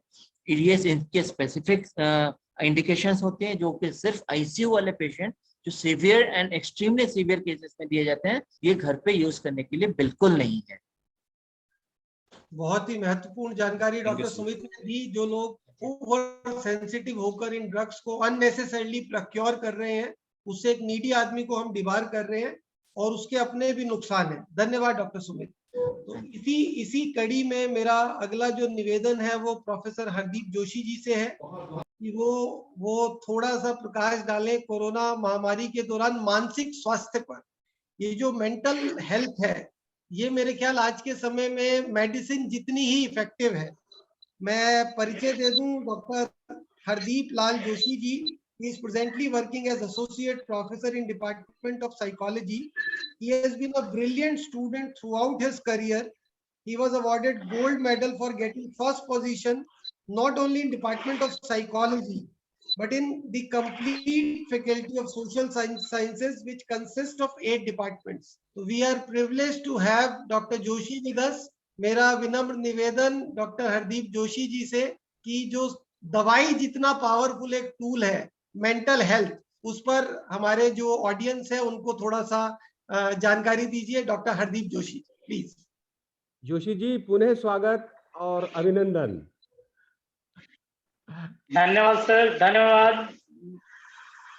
सबसे पहले तो मैं ऑर्गेनाइजर्स टेरी टीम को और शिक्षा संस्कृति उत्थान न्यास हरियाणा, स्पेशली जगराम जी को, प्रोफेसर पीसी तिवारी जी को, डॉक्टर संजीव शर्मा, डॉक्टर सागर गुलाटी, डॉक्टर सुधीर कुमार, इन सभी का धन्यवाद करना चाहूंगा। और इससे ज्यादा धन्यवाद उन पार्टिसिपेंट्स का जो इस वेबिनार में जुड़े हैं। और क्योंकि ये एक ऐसा समय है जिसमें नो डाउट लोगों की जो शारीरिक स्वास्थ्य है उस पर तो प्रभाव डाला ही है, मानसिक स्वास्थ्य पर बहुत ज्यादा प्रभाव डाला है। अब लोगों के मन में काफी भ्रांतियां रहती हैं। सबसे पहले हम अपने शारीरिक स्वास्थ्य को तो बहुत अच्छी तरह से मेंटेन कर रहे हैं, लेकिन इस कोरोना टाइम में जो सबसे बड़ी चीज लोगों को समझ में आई कि हमारा मानसिक स्वास्थ्य कई बार शारीरिक स्वास्थ्य से भी बहुत ज्यादा महत्वपूर्ण हो जाता है। ठीक है, तो मानसिक स्वास्थ्य अगर मैं WHO के हिसाब से जाऊं तो ये नहीं है कि अगर कोई व्यक्ति मानसिक रूप से स्वस्थ है तो अगर उसको कोई मानसिक रोग नहीं है तो हम ये माने कि वो मानसिक रूप से स्वस्थ है, ऐसा नहीं है। ठीक है, क्योंकि ये एक ऐसी कुशल क्षेम की स्थिति है जिसमें हर व्यक्ति में जो पोटेंशियल है उसके बारे में उसको जानकारी हो। रोजमर्रा की जो जिंदगी है उसके ऊपर जो दबाव डाल रही है, वो छोटी छोटी चीजें होती हैं हमारी जिंदगी में कि घर पे ही बच्चे हैं, अब नेचुरली सभी लोग घर पे रह रहे हैं 24 घंटे। शुरू में ऐसा होता था कि हाँ ठीक है, हस्बैंड अगर काम पे जा रहे हैं तो सुबह 9 बजे चले जाते थे, 5 बजे आते थे, बच्चे भी सुबह 8 बजे चले गए, 2 बजे आए। अब सभी लोग 24 के 24 घंटे साथ में हैं, तो रोजमर्रा के कुछ दबाव है कि बच्चों के अपने कुछ काम है कि हम खेलने को नहीं मिल रहा, वाइफ को ये लगा है कि मुझे रेस्ट नहीं मिल रहा, हस्बैंड को ये लग रहा है कि मैं 24 घंटे यहाँ रह रहा हूँ, दोस्तों से नहीं मिल पा रहा, बहुत सी चीजें। तो हम उन दबावों को किस प्रकार से पार पाएं और अपना काम अच्छी तरह से और बेहतर तरीके से कर पाएं, ये बहुत जरूरी है कि जितना हम में पोटेंशियल है। कई बार ये होता है कि हमारे पोटेंशियल बहुत ज्यादा है, लेकिन होता क्या है कि हम जिस तरह की स्थिति आई है उसमें अपना काम बेहतर तरीके से नहीं कर पा रहे। कई बार प्रेशर रहते हैं, कई बार यूं है कि हमें लेथार्जी है कि हम कर लेंगे।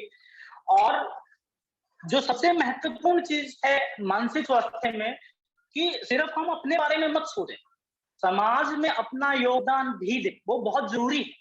ठीक है, अब मानसिक क्रियाओं का सफलतापूर्वक करना भी मानसिक स्वास्थ्य में आता है। जैसे कि आप लर्न कर रहे हैं कुछ नई चीजें, आप बहुत सी चीजें मैंने देखी, आप यूट्यूब पे जाइए, आप देखिएगा कि आपको लगेगा कि हाँ, महिलाएं जो कुछ नहीं बनाना जानती थी, इस दौरान यूट्यूब से उन्होंने बहुत सी ऐसी चीजें करना सीख लिया जो कि वो पहले नहीं कर पा रही थी। बहुत जरूरी है कि वो आराम से नहीं बैठी, वो मानसिक क्रियाएं कुछ नया सीख रही हैं। कुछ लोगों ने नई लैंग्वेज सीखी, कुछ लोगों ने अपना जो काम था उसको नए तरीके से करने की कोशिश की, कि रोजमर्रा की जो क्रियाएं हैं उनको बेहतर तरीके से। कि हाँ, कई लोग वॉक पे बहुत जरूर जाते थे, लेकिन लॉकडाउन हो गया, वॉक पे नहीं जा पाए, तो क्या हुआ कि अब उन्होंने घर पे ही कुछ ऐसी चीजें करनी शुरू कर दी। आपने देखा होगा कुछ लोग घर पे ही जो साइकिल है वो चला रहे हैं। और महत्वपूर्ण चीज क्या है कि दूसरों के साथ जो संबंध है उनको किस तरह अच्छी तरह से बनाया जाए, अच्छी तरह से बनाए रखा जाए, ये बहुत जरूरी है। और बदलाव हुआ है और ये स्थिति ऐसी अभी तक गई नहीं है, तो इस बदलाव के साथ में किस तरह से रहना है वो बहुत जरूरी है। और फिर छोटी छोटी बातें जो हमें डिस्टर्ब कर देती हैं, ठीक है, तो महात्मा बुद्ध का ये कहना था कि हम बड़ी बातों से ज्यादा परेशान नहीं होते, छोटी छोटी चीजों से ज्यादा परेशान हो जाते हैं। तो छोटे छोटे दबावों में हम किस तरह से शांतिपूर्ण तरीके से रहें, उनका किस तरह से निदान करें, वो बहुत ज्यादा जरूरी है। अब हम जब मानसिक स्वास्थ्य की बात करते हैं तो मैं 3 तरीके से मानसिक स्वास्थ्य को मापने की कोशिश करता हूं। आप भी इस तरह से सोचे कि सबसे पहले अगर मैं कंपोनेंट्स की बात करूं मानसिक स्वास्थ्य के, तो वो 3 कंपोनेंट है। एक जिसको हम कॉग्निटिव कंपोनेंट बोलते हैं, हमारा सोचना, हम किस प्रकार से सोचते हैं, हम क्या सोचते हैं, वो बहुत जरूरी है। क्योंकि मान लीजिए आप मानसिक रूप से अस्वस्थ हैं, तो सबसे पहला क्या है कि आपके दिमाग में एक आइडिया जनरेट होना शुरू होता है कि हाँ, कुछ ठीक नहीं चल रहा, ठीक है, ये पता नहीं स्थिति कब जाएगी। तो इसका मतलब हमारा सोचना वो बहुत ज्यादा इंपॉर्टेंट हो जाता है मानसिक स्वास्थ्य पॉइंट ऑफ व्यू से। फिर दूसरी चीज कि फीलिंग कंपोनेंट, फीलिंग कंपोनेंट, हम क्या सोचते हैं, हमारे इमोशंस कैसे हैं, तो हम क्या महसूस करते हैं। तो देखिए, जब से अगर हमने ये सोचना शुरू किया कि ये स्थिति ठीक नहीं है, तो बार बार उसी स्थिति के बारे में कोई बात करता है या उस स्थिति के बारे में हम लोग आपस में डिस्कशन करते हैं, तो समस्या क्या रहती है कि एक फीलिंग डेवलप होनी शुरू हो जाती है कि नेगेटिव फीलिंग, कि हाँ, आप चिड़चिड़े हो जाते हैं, आप दूसरों की तरफ थोड़ा सा एग्रेसिव, अब इस तरह की चीजें कि आपकी जो फीलिंग है वो नेगेटिव होने लगती है। फिर आप किस तरह से व्यवहार करते हैं, आप देखेंगे कि हाँ, डोमेस्टिक वायलेंस के केसेस बढ़ गए कोरोना टाइम में। एक सर्वे के मुताबिक डोमेस्टिक वायलेंस बहुत बढ़ गए, ठीक है, बच्चों के ऊपर माँ बाप ने बहुत ज्यादा मारपीट करनी शुरू कर दी, ऐसा रिपोर्ट्स में आया। तो ऐसा क्यों व्यवहार करने लगे कि अगर आपकी सोच और आपकी फीलिंग जो है वो इस तरह की है, तो हमारा व्यवहार नेगेटिव साइड में, या इसको हम जो कहते हैं नॉट सो गुड जो बिहेवियर है वो करने लगा। फिर दूसरी चीज कि आप अपने आप को किस तरह से देखते हैं, ठीक है। कई लोग ये है कि हाँ, मैंने देखा, बहुत ये मजाक की चीज भी हो सकती है कि हाँ, पहले जो लोग बहुत अच्छी तरह से ड्रेसअप रहते थे, उन्होंने अपने जो ट्राउजर्स और शर्ट्स जो हैं वो अलमीरा में पैक कर दिए, ठीक है, क्यों? उनको लगा कि बाहर तो जाना नहीं, क्या जरूरी है, ठीक है। तो आप किस तरह से अपने आप को देखते हैं, आप अपने जिंदगी को किस तरह से देखते हैं, क्या आपको लगता है कि हाँ ये पॉजिटिव चीजें हैं? तो मैंने बहुत सी जगह देखा कि कुछ लोग मुझसे मिले और उन्होंने कहा कि हाँ उन्होंने सिंगिंग करना सीख लिया, उन्होंने डांस करना सीख लिया। तो आप अपनी जिंदगी को किस प्रकार से देखते हैं, ये भी मानसिक स्वास्थ्य के हिसाब से बहुत इंपॉर्टेंट चीज है। आप अपने आसपास के लोगों को कैसे देखते हैं, कि दूसरों के साथ आप कैसे हैं, ये बहुत महत्वपूर्ण है। कि आपको लगता है कि हाँ वाइफ है तो सारा दिन मुझ पे ये ऑर्डर ही चलाती रहती है, बच्चे हैं सारा दिन मुझको तंग करते रहते हैं, मुझे तो कोई आराम करने नहीं देता। वाइफ का भी अगर यही पर्सपेक्टिव है कि हाँ सारे दिन मैं ही काम करती रहती हूँ, दूसरा तो कोई काम नहीं करता, तो ये मानसिक स्वास्थ्य जो है वो प्रॉब्लमेटिक होने के कुछ इंडिकेशंस हो सकते हैं। फिर आपके पास कितने विकल्प उपलब्ध हैं, ठीक है, कितने अल्टरनेटिव आपके पास उपलब्ध हैं और आप उनका मूल्यांकन कैसे करते हैं, ठीक है। कि क्या आप बाहर जा सकते हैं लॉकडाउन, तो नहीं जा सकते, तो फिर क्या करें वो आपको समझना है, ठीक है। तो किस प्रकार से चीजों को आपको चुनना है। तो कई लोग मैंने देखा कि हाँ अगर बाहर नहीं जा पाते तो घर के अंदर पसीना ही बहाना है या पसीना ही निकालना है, तो उन्होंने ये करना शुरू कर दिया कि हाँ आप आराम से पोछा लगाइए, ठीक है, तो उसी में पसीना निकल जाएगा, तो इट इज बेटर वे। अब जब आपकी थिंकिंग और इमोशन एडअप हो जाते हैं तो आप व्यवहार करते हो। तो जो मेंटल हेल्थ प्रॉब्लम है आपको कैसा पता चलेगा कि आपकी मेंटल हेल्थ प्रॉब्लम्स आ रही। देखिए मैं इस चीज को इस तरह से लूंगा कि हाँ इससे पहले डॉक्टर ने भी बताया, और अगर हम साइकेट्री या साइकोलॉजिकल प्रॉब्लम्स को समझें तो सबसे पहले हम दो सिम्टम्स ऐसे मानते हैं, दो लक्षण ऐसे मानते हैं जिससे आपको एक इंडिकेशन मिलता है कि आपका मानसिक स्वास्थ्य ठीक नहीं। पहला सोना, आपकी नींद, और दूसरा आपका खाना। अगर इन दोनों में कहीं कोई डिस्टरबेंस आ रही है तो आप सोच सकते हैं कि अगर आप रिलैक्स नहीं कर पा रहे और आप अच्छी तरह से न्यूट्रिशन नहीं ले पा रहे, तो इसका मतलब या तो लोग इसमें ज्यादा खाना शुरू हो जाते हैं या फिर उसमें कम खाना शुरू हो जाता है, या तो उनको ज्यादा नींद आने लगती है या उनको कम नींद आ रही है। तो ये कुछ चीजें जो हम ये मान रहे हैं कि मेंटल हेल्थ प्रॉब्लम्स को इंडिकेट करती है। लेकिन और क्या चीजें इंडिकेशन दिखा सकती हैं, जैसे मेंटल हेल्थ प्रॉब्लम्स अगर हैं तो वो आपके रिलेशनशिप्स हैं जो दूसरों के साथ में उनको अफेक्ट, आपको ज्यादा गुस्सा आने लगता है, आप आराम से उनसे बात नहीं कर पाते, आप एक्चुअली जो कहना चाहते हैं उनसे नहीं बोल पाते, आप एक्सप्रेसिव नहीं है, या आपको लगता है कि वो आप बात सुनेंगे नहीं तो आप इतना ज्यादा बोलते भी नहीं है। तो कुछ ऐसी चीज।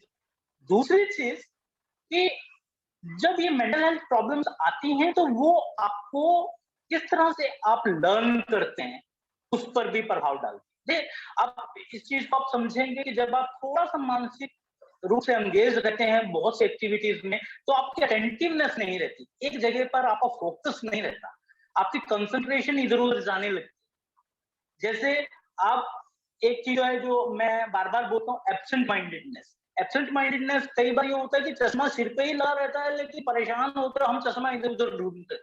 वो क्यों है कि दिमाग में बहुत सारी चीजें इकट्ठी चल रही हैं और उसको फिर हमें कंट्रोल करना या उनको सॉल्व करना बड़ा मुश्किल हो रहा है, तो हमारे अटेंटिवनेस और हमारा कंसंट्रेशन प्रॉब्लम में आता है। इसी तरह से योर एबिलिटी टू ऑर्गेनाइज, आपकी एबिलिटी जो है डिफरेंट चीजों को ऑर्गेनाइज करने की, ठीक है। अब प्रोफेसर तिवारी यहाँ है, मैं इनका कायल हूँ इस चीज का कि हाँ जिस तरह से चीजों को ऑर्गेनाइज करते हैं, और ये चीजें इंडिकेट करती है कि डॉक्टर प्रोफेसर तिवारी का जो मानसिक स्वास्थ्य है बहुत बढ़िया है, ठीक है। एबिलिटी टू कम्युनिकेट, आप देखिएगा वो बोलते हैं, ठीक है, मानसिक रूप से स्वस्थ व्यक्ति बोलेगा तो एक चीज को इस तरह से बोलने की कोशिश करेगा कि सामने वाला उसको बहुत अच्छी तरह से जाने, वो क्या बोल रहे हैं उसका कोई दूसरा मीनिंग कोई दूसरा व्यक्ति निकाल ही नहीं सकता। लेकिन अगर मेंटल हेल्थ प्रॉब्लम है तो कुछ कई बार बैड बिहेवियर्स का भी साथ मिलता है कि अगर आपको मेंटल हेल्थ प्रॉब्लम्स हो गई तो क्या है कि एक्सपेरिमेंटिंग विद ड्रग्स और अल्कोहल, कुछ लोग ड्रग्स लेने शुरू करते हैं, उनको लगता है कि मेरे ड्रग लेने से या मेरे अल्कोहल लेने से जो परेशानी है वो खत्म हो जाएगी। नहीं, आप अपने स्वास्थ्य को कहीं ना कहीं कंप्रोमाइज कर रहे हैं, परेशानी वहीं की वहीं रहने वाली है। तो कहीं ना कहीं ये चीज है, बीइंग हॉस्टाइल एंड एग्रेसिव, कई बार यूं होता है। अब जब हम गुस्सा करते हैं तो गुस्सा क्यों करते हैं, क्योंकि हमें ये लगता है कि उस फ्रस्ट्रेशन, वो फ्रस्ट्रेशन जो सिचुएशन हमें दे रही है उसको हम टॉलरेट नहीं कर पाए और इसीलिए हम एग्रेसिव या होस्टाइल हो जाते हैं। और उसके बाद में क्या करते हैं हम, टेकिंग रिस्की बिहेवियर। तो कई बार सेल्फ हार्म की बात भी की जाती है, लोग सुसाइड तक कमिट कर जाते हैं, या गाड़ी में बैठे हैं तो बहुत रैश ड्राइविंग शुरू कर देते हैं। तो ऐसा मान सकते हैं कि मानसिक स्वास्थ्य जो है वो एक डायनेमिक कॉन्सेप्ट, वो चेंज होता रहता है। ये सिचुएशन जब अब हमारे पास आई, इससे पहले हमारा मानसिक स्वास्थ्य बहुत अच्छा था, लेकिन जैसे ये सिचुएशन आ गई उसने कहीं ना कहीं कंप्रोमाइज किया है हमारे मानसिक स्वास्थ्य को। और कोई भी परफेक्ट मेंटल हेल्थ का कॉन्सेप्ट नहीं है, एक चीज माने हम, ठीक है, कि किसी की परफेक्ट मेंटल हेल्थ होगी ऐसा नहीं मान सकते, क्योंकि हर व्यक्ति के जीवन में कुछ ना कुछ चीजें इस तरह से घटित होती रहती हैं जो अनप्रेसिडेंटेड है, अनकंट्रोल्ड है, तो उससे आपका मानसिक स्वास्थ्य जो है वो चैलेंज में आएगा ही आएगा। अब कुछ मैं बात कर रहा हूँ उपचार की जो साइकोलॉजिकल है। सबसे पहले मैं बात करता हूँ कि रिलीज और पेंट अप फीलिंग। देखिए अंदर कई बार ये है कि हमारा मानसिक स्वास्थ्य कब प्रभावित होने लगता है कि जब अंदर बहुत सी चीजें दबी रहती हैं और उनको हम बाहर नहीं निकाल पाते। हमारा फीलिंग जो है वो इतना बढ़ गया अंदर कि हम बिहेवियर वाइज उसको बाहर नहीं निकाल सकते। तो फ्राइड नाम के एक बहुत नामी साइकोलॉजिस्ट हुए हैं और उन्होंने एक टर्म दिया था कैथारसिस। कैथारसिस का मतलब है कि आपके अंदर जितनी इमोशनल पेंट अप फीलिंग है उसको आप रिलीज करें। अब रिलीज करने का तरीका क्या होगा वो डिपेंड करेगा, ठीक है। जो मैं आमतौर पर बताता हूं, मैं तो ये कहता हूं क्योंकि हम सोशल एनिमल्स हैं, ठीक है, तो आजकल किसी को गुस्से में कुछ बोल देना, इवन बच्चों को भी, इसका मतलब आप जितना बोलेंगे उतना शायद सुन भी लें उनसे। दिक्कत बहुत हो जाती है बच्चों के साथ में क्योंकि उन्हें नहीं पता हम अपना बिहेवियर किस तरह से बदल सकते हैं, इमोशनल पेंट अप फीलिंग किस तरह से बाहर निकाल सकते हैं। मैं एम्प्टी चेयर की बात करता हूँ कि आपके पास एक खाली कमरा है, अगर उसमें आप 2 चेयर रखिए, एक पर आप बैठिए और सामने एक चेयर खाली रखिए। जिस भी व्यक्ति से आपको गुस्सा है, जिस भी व्यक्ति से आपको परेशानी है, आप उस व्यक्ति को वहां इमेजिन कीजिए, जो भी बोलना है उसको बोलिए, जिस तरह से भी आपको आप उसको थप्पड़ भी मार सकते हैं, चेयर को थप्पड़ मारने में कोई प्रॉब्लम नहीं है, ठीक है। आप उसको जो भी, इवन आप गलियां भी दे सकते हैं, नो परेशानी, इसमें कोई परेशानी वाली बात नहीं है। क्यों? क्योंकि अगर आप उस व्यक्ति, मान लीजिए बॉस से परेशानी आपको, बॉस को तो आप गाली नहीं दे सकते। मान लीजिए आप आजकल किसी और व्यक्ति से परेशान है जो आपका बॉस है, हेड है, कुछ भी है, तो उस क्या करें, आप अपनी पेंट अप फीलिंग रिलीज करें और देखेंगे कि जैसे ही आपने वो फीलिंग रिलीज की, आधा घंटा दीजिए अपने आप को, तो रिलीज की जब आपने फीलिंग, तो यू विल फील रिलैक्स, ठीक है। तो आपका मानसिक स्वास्थ्य उससे बढ़। दूसरी चीज मैं बोलता हूँ कि कुछ भी लिखिए जो आपके मन में आए, एक कॉपी लगाइए पर्सनल, उसमें लिखिए आप, ठीक है, ड्रॉ कीजिए। मैं आपकी ड्राइंग नहीं देख रहा हूँ, लेकिन जो अंदर रुका हुआ है वो बाहर निकले। डांस करना सीखिए, मैं आपके स्टेप्स नहीं देखना चाह रहा हूँ कितने बढ़िया हैं, लेकिन उस तरह से जो अंदर फीलिंग, जो अंदर एक गुबार रुका हुआ है वो बाहर निकलेगा। दूसरी चीज जो मैं mental health point of view से आपको बताना चाहूंगा वो है ऑर्गेनाइज करें। सबसे बड़ी समस्या आजकल डिसऑर्गेनाइजेशन की है। डिसऑर्गेनाइज कि हाँ आपने अपनी चीजें व्यवस्थित नहीं रखी और वो सुबह आपको परेशानी कर सकती है। क्यों? वो आप एब्सेंट माइंडेड कर सकती हैं कि हाँ बहुत बार घर में होता है, चाबी कहाँ गई, चाबी कहाँ गई, पता चलता है कि पेंट की जेब में चाबी है और वो आपने वॉशिंग मशीन में डाल दी। तो दैट इज एब्सेंट माइंडेडनेस और वो आपका टाइम भी कंज्यूम करे। तो बेटर टू बी ऑर्गेनाइज, क्योंकि अगर आप ऑर्गेनाइज नहीं है तो आपके मेंटल हेल्थ को चैलेंज करेंगे वो चीज। हेल्पिंग बहुत है। यहाँ पर मैं हेल्प की बात जब करता हूँ तो मैं नंबर 2 ला की बात करता हूँ कि आप अपने जीवन में कोशिश कीजिए कि 2 सेकंड, 2 मिनट, 2 घंटे, 2 दिन आप हेल्प करें लोगों की। दुनिया में बहुत सी प्रॉब्लम्स हो गई, ठीक है, और वो इसलिए हुई कि हम ज्यादा सेल्फिश हो गए। और आप देखेंगे अगर आप 2 सेकंड भी किसी की मदद करते हैं, 2 मिनट भी किसी की मदद करते हैं, उस समय अगर आप सेल्फलेस हैं तो उससे बढ़िया आपको खुशी कभी नहीं हो सकती। इसके साथ साथ मैं एक और चीज कहता हूँ, हम जब आजकल रूल्स और रेगुलेशंस में बहुत बंध गए, ठीक है, तो मैं आमतौर पर सजेस्ट करता हूँ अपने स्टूडेंट्स को भी कि be child like for some time, बच्चों की तरह हो जाइए कुछ समय के लिए, आधा पौना घंटा। ये लाफिंग विदाउट रिस्ट्रिक्शन, जोर से हंसें, कोई दिक्कत नहीं, कोई परेशानी नहीं, ठीक है। और एंजॉय लिटिल लिटिल थिंग्स, उनको छोटी छोटी चीजें मिल जाती हैं तो वो बहुत खुश होते हैं। और have same relationship after the event. आप देखेंगे बच्चे लड़ाई करते हैं, सब कुछ करते हैं, लेकिन 10 मिनट के बाद वो एक ही जगह पे खेल रहे होते हैं। हमारे बड़ों में ये नहीं हो रहा और वो मेंटल हेल्थ प्रॉब्लम के मेन चैलेंज है। आप अपने रिलेशनशिप को सुधारें और वैसे रिलेशनशिप मेंटेन करें। हाँ, गलती आपसे भी हो सकती है, गलती सामने वाले से भी हो सकती है, तो बच्चों की तरह से थोड़े से हो जाएं तो बहुत अच्छी तरह से आप अपना मानसिक स्वास्थ्य मेंटेन करेंगे। Go for a walk. मैं आमतौर पर कहता हूँ, पहले भी सर ने बोला, देखिए मैं यहाँ पर थोड़ा सा अलग हूँ इस मामले में कि विद whom you walk, आप किसके साथ चलते हैं ये डिपेंड करता है। अगर आप 5 दोस्त हैं और 5 दोस्तों के बीच में ज्यादा अच्छा कम्युनिकेशन नहीं है, एक व्यक्ति ज्यादा डोमिनेटिंग है, तो मेरा ये सजेशन है आप उसके साथ वॉक पे मत जाएं, क्योंकि वो आपको टेंशन ज्यादा दे देगा, परेशान आपको ज्यादा कर देगा। और मेरा अपना ये मानना है कि जब भी आप वॉक के लिए जाएं, अगर आप 2 बार वॉक के लिए जाते हैं तो कम से कम 1 बार आप वॉक सिर्फ अपने साथ करें, दूसरों के साथ में नहीं। दूसरों के साथ में क्यों? वो आपको टाइम नहीं दे रहा। आपकी प्रॉब्लम्स जो हैं वो आप ही जानते हैं, उसका सोल्यूशन भी आप ही के पास हो सकता है, ठीक है। तो कई बार ये है कि आप ज्यादा बड़े ग्रुप में जाते हैं तो वो आपकी मेंटल हेल्थ को ज्यादा प्रॉब्लमेटिक बना देता है, क्योंकि हर व्यक्ति एक जैसा नहीं है। जाएं तो सिर्फ उन्हीं लोगों के साथ में जाएं जो लाइक माइंडेड हैं। फिर नेवर कंपेयर, आप अपने आप को कंपेयर ना करें। मेंटल हेल्थ आजकल दिक्कत हो रही है वो मेंटल हेल्थ में इसीलिए कि वी ऑलवेज कंपेयर, ठीक है। अब मान लीजिए मेरे सिर पे बाल नहीं है और मैं अपने आप को उस व्यक्ति से कंपेयर करूं जिसके बहुत अच्छे बाल हैं, तो मैं हमेशा ही डिप्रेशन में, परेशानी में रहूंगा, क्योंकि मैं उस व्यक्ति से कंपेयर कर रहा हूं जो मेरे से बहुत ऊपर है, लेकिन नहीं कर रहा जो मेरे से नीचे है। तो अगर आप कंपेयर करते हैं, इसका मतलब यू आर कंपेयरिंग और you are actually compromising your own identity. आपकी आइडेंटिटी, आप दुनिया के यूनिक व्यक्ति हैं, आप इस चीज को समझें और आप में बहुत पोटेंशियल है, सभी व्यक्तियों में, दुनिया के सभी व्यक्तियों में। तो यू शुड नेवर नो, और आपको भी पता भी नहीं है कि हाँ, जो आप जिस व्यक्ति को बहुत बढ़िया मान रहे हैं या उसका स्टेटस बहुत बढ़िया मान रहे हैं, वहां पर क्या चैलेंजेस है, यू डोंट नो, ठीक है। और आपकी सेल्फ एस्टीम पुअर हो जाएगी अगर आप इस तरह की चीजें करते हैं तो नेवर कंपेयर। एक चीज जो मैं आमतौर पर बोलता हूं कि डू मिड ब्रेन एक्सरसाइज।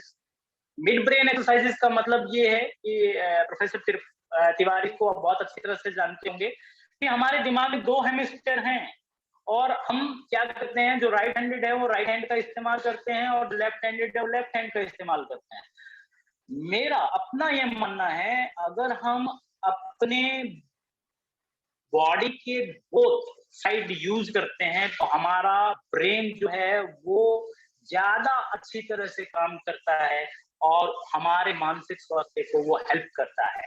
तो एक और चीज जो सजेशन के रूप में पार्टिसिपेंट्स को दूंगा, ठीक है, मैं इतना बड़ा नहीं लेकिन फिर भी अगर आप ये चीज करें, आप अपने हाथ ज्यादा इस्तेमाल करें जब भी आप कोई काम करते हैं। और हाथ क्यों करें, ठीक है, यहाँ पर डॉक्टर साहब भी बैठे हैं मेरे से पहले जो बोल के गए हैं। देखिए, हाथ हमारे ब्रेन में सबसे ज्यादा जगह घेरते हैं। अगर आप अपने हाथों का इस्तेमाल ज्यादा करेंगे तो आपको फायदा होगा इस चीज में कि आपका जो ब्रेन है उसका पोटेंशियल आप मैक्सिमम यूटिलाइज कर पाएंगे।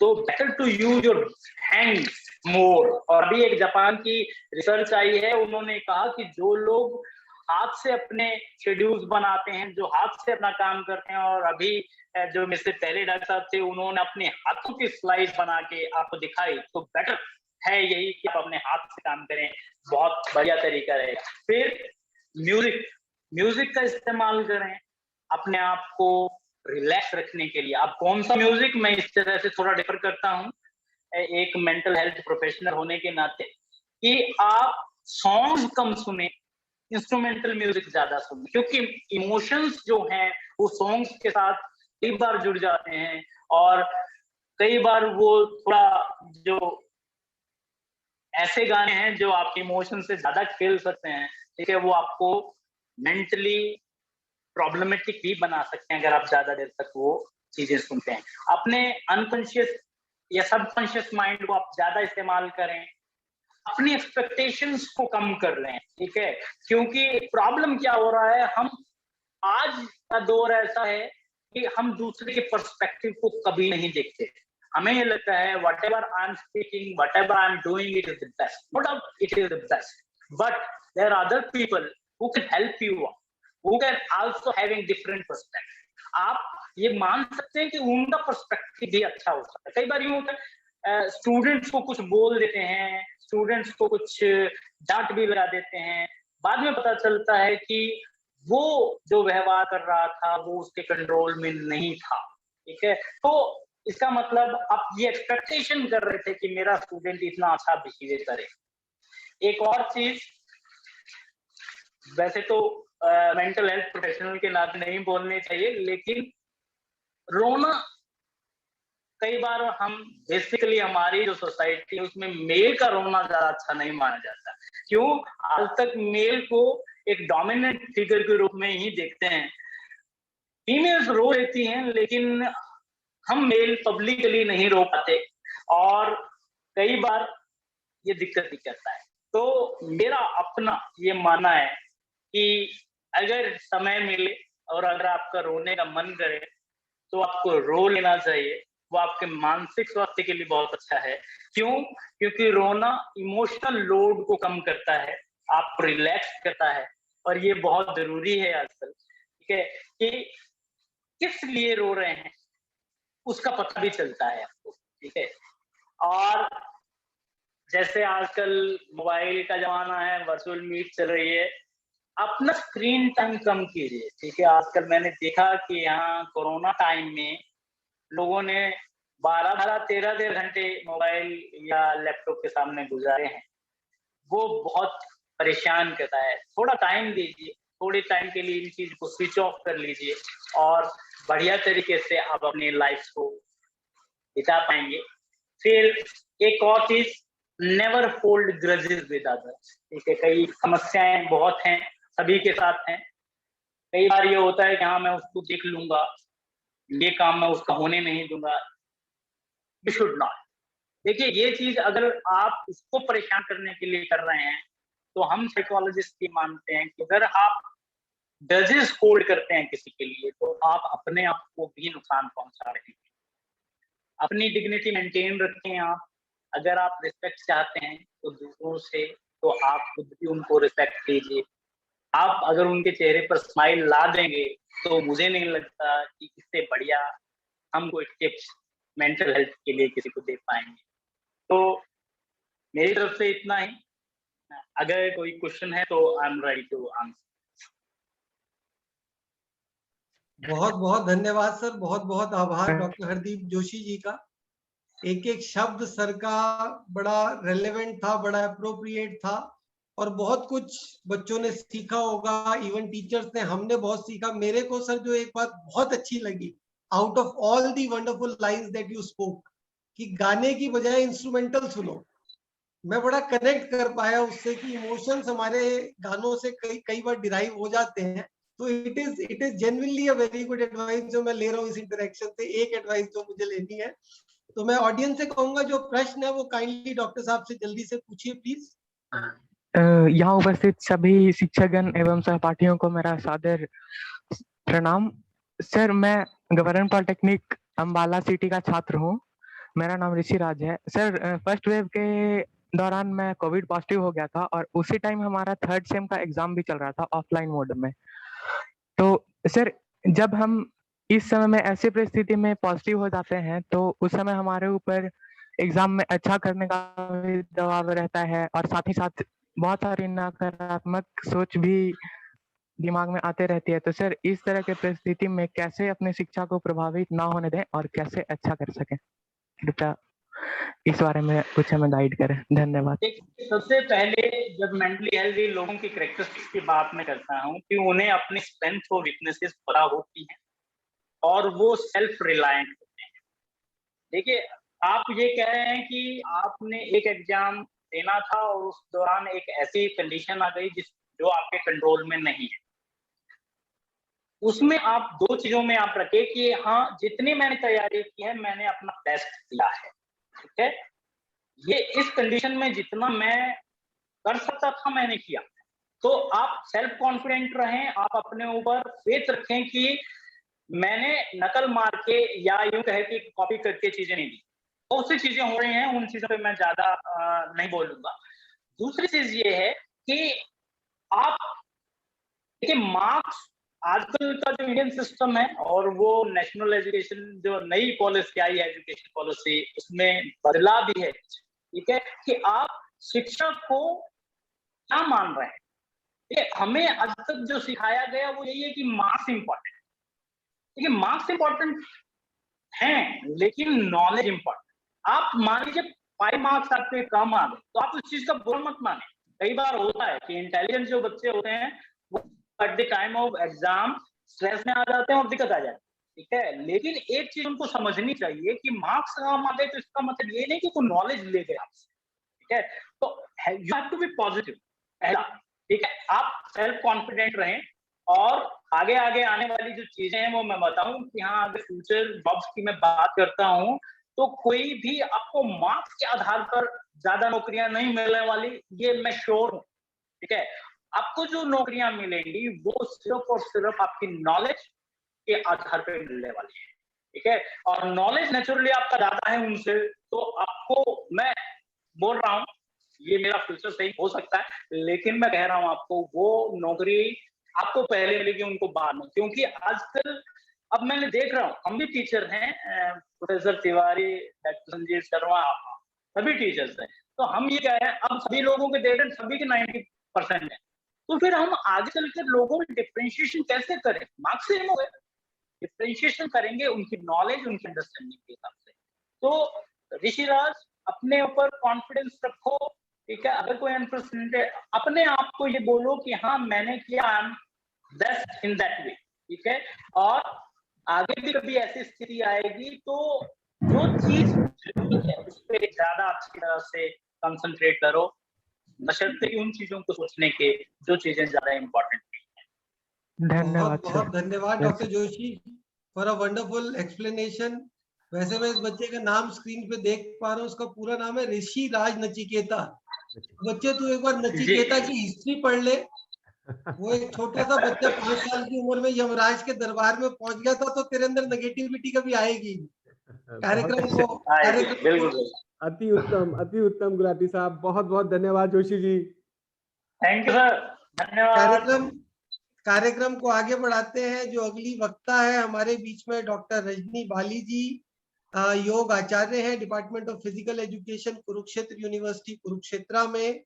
मैडम ने बीएससी एमपीए डिप्लोमा करा है योगा एजुकेशन में और पीएचडी करी है फिजिकल एजुकेशन में।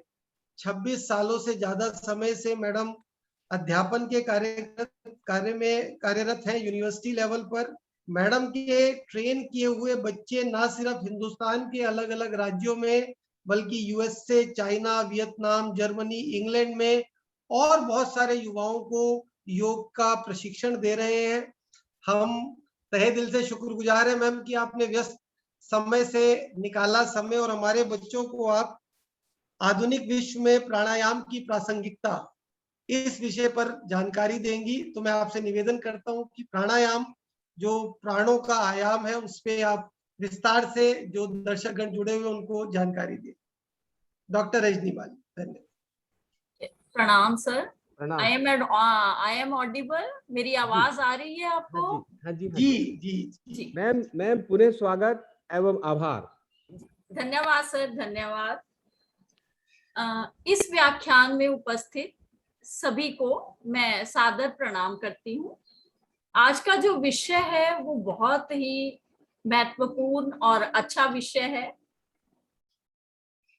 कोरोना महामारी से जीत में संजीवनी, योग, प्राणायाम और ध्यान के द्वारा आनंद अनुभूति।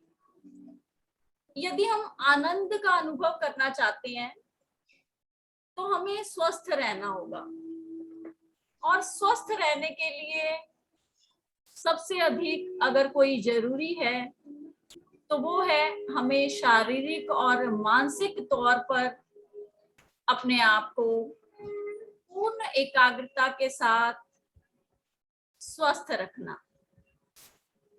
आज हम बात करेंगे योग की, प्राणायाम की और ध्यान की, क्योंकि जैसा कि हमें पता है आज के इस आधुनिक समय में पिछले कुछ महीनों से हम इस कोरोना महामारी से जूझ रहे हैं और इसका अगर कहीं अधिक प्रभाव हमारे शरीर पर पड़ा है तो वो है हमारे लंग्स। हम सभी जानते हैं कि प्राणों का हमारे जीवन में कितना महत्व है।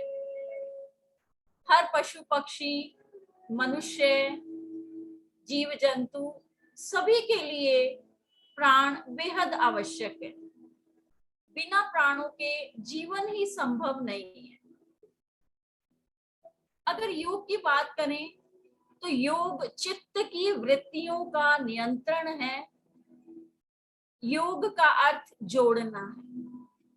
हम कैसे अपने आप को, स्वयं को उस ईश्वर के साथ जोड़ सकते हैं, हमें सबसे पहले इसी पर ध्यान देना है, पूरी सकारात्मक ऊर्जा के साथ। कहते हैं अगर जीवन में पॉजिटिविटी है तो आप बहुत अच्छे से सरवाइव कर सकते हैं, जीवन जी सकते हैं।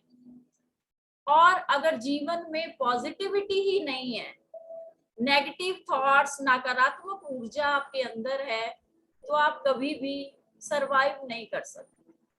तो इसके लिए योग और प्राणायाम का बहुत महत्व है। और कोरोना काल के समय में, इस महामारी में हम सभी ने देखा कि किस तरह से योग के द्वारा, योग के जो अंग थे, आसन, प्राणायाम, ध्यान, उसने किस तरह से हमें जीवन की एक राह दिखाई, जीने की एक राह दिखाई। योग के बहुत सारे ऐसे अंग हैं जिसमें से आसन है। आप सुबह उठकर प्रतिदिन बड़े ही शांत मन से अगर उनका अभ्यास करते हैं तो आप देखेंगे कि इस महामारी से आप छुटकारा पा जाएंगे। पहले तो हमें इस तक पहुंचना ही नहीं है कि ये महामारी जो है हमें अपने आप में ले ले। प्रिवेंशन जो है वो बहुत जरूरी है। सबसे पहली चीज है प्रिवेंशन। हमें रोकना कैसे है?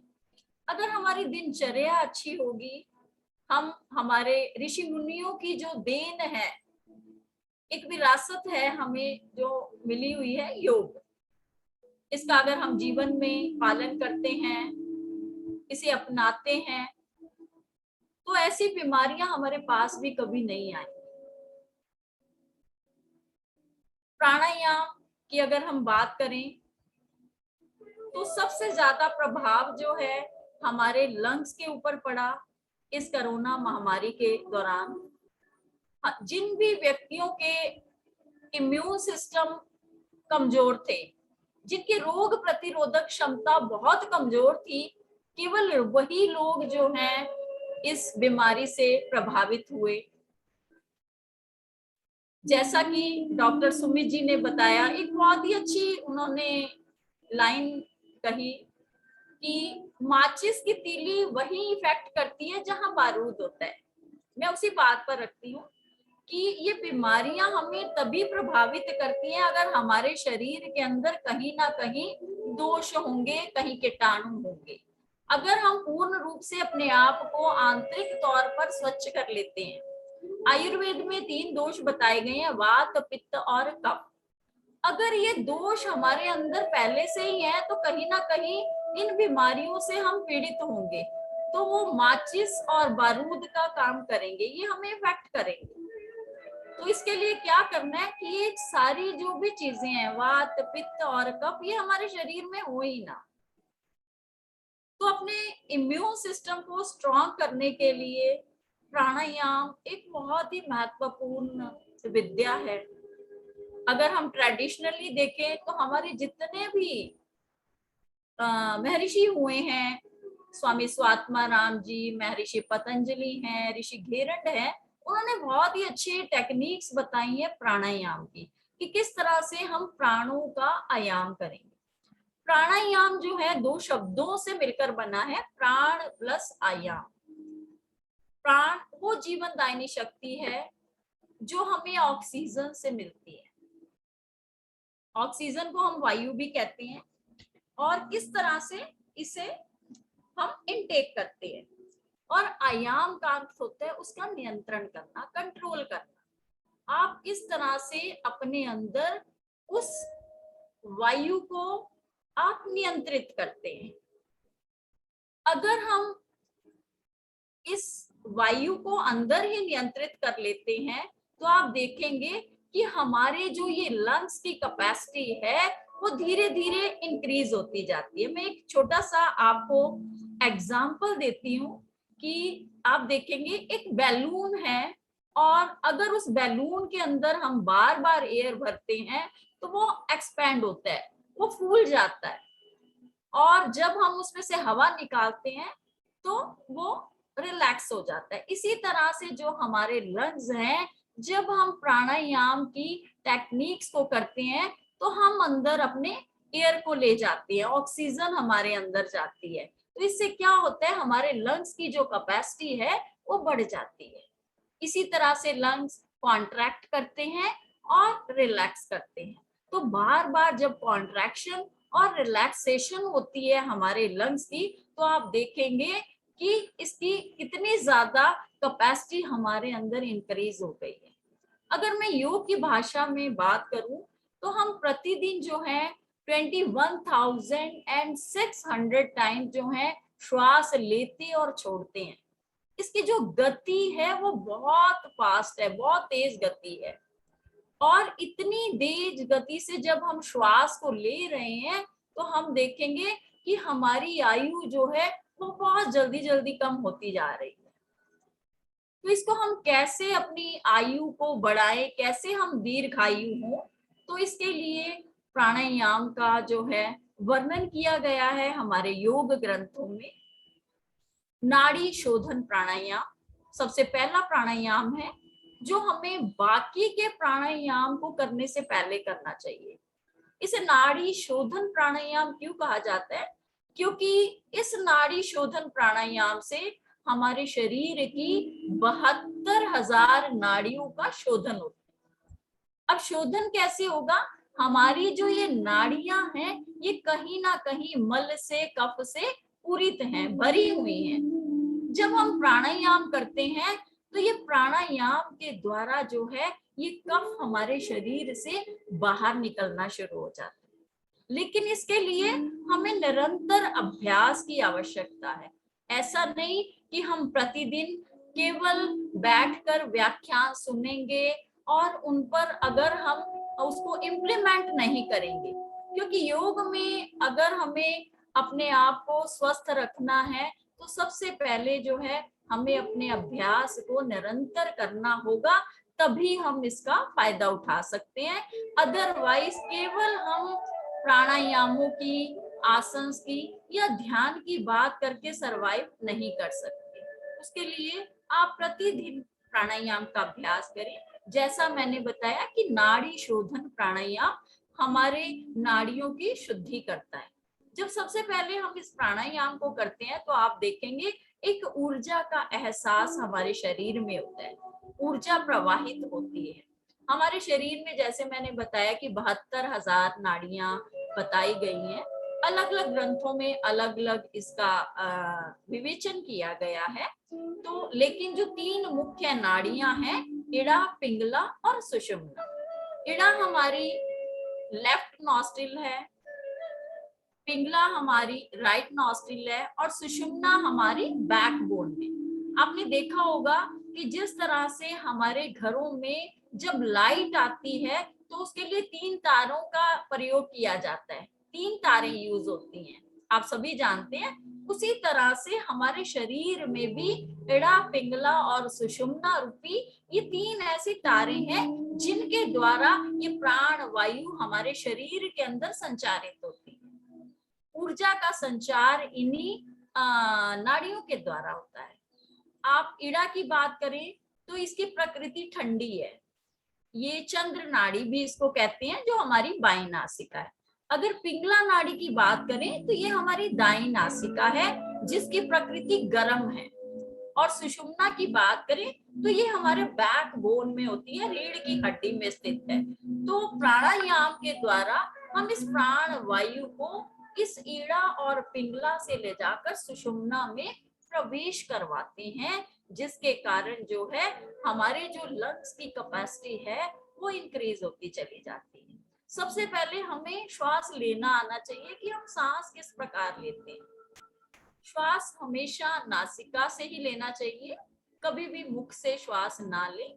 लेकिन मौसम के अकॉर्डिंग जो है काफी प्राणायाम बताए गए हैं। जैसे गर्मियों में हम शीतली और शीतकारी प्राणायाम करते हैं, तो उसमें हम मुख से श्वास ले लेते हैं।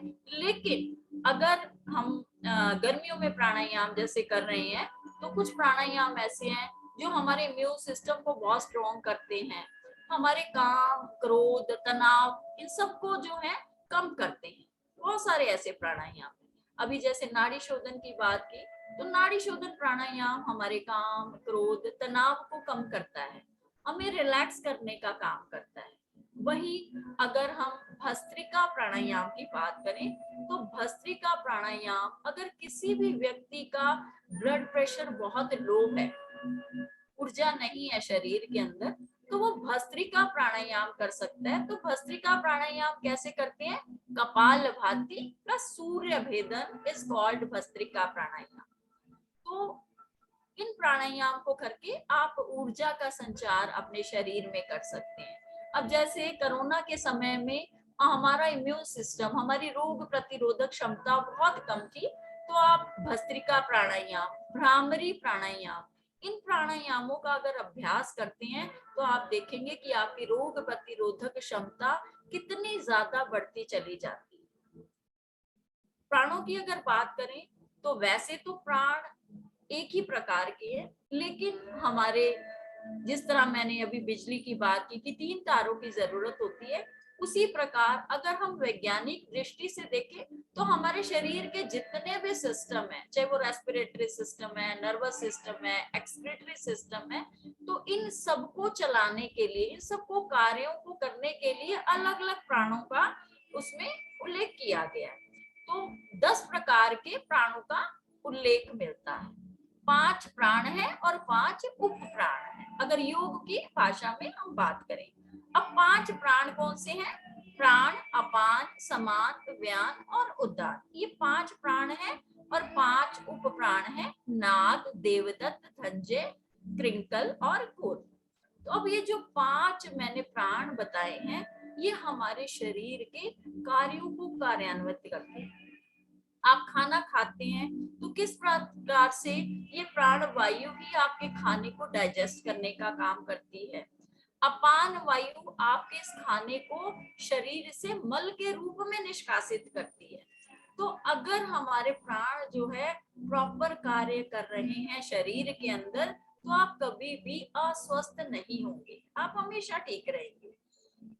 लेकिन अगर ये प्राण प्रॉपर काम नहीं कर रहे तो आप हमेशा अस्वस्थ होंगे और कोई ना कोई रोग जो है आपको घेरे रहेगी। इसी प्रकार अगर हम सिंपल वे में बात करें तो एक उपनिषदों में बहुत ही अच्छा इसके बारे में बताया गया है। सॉरी,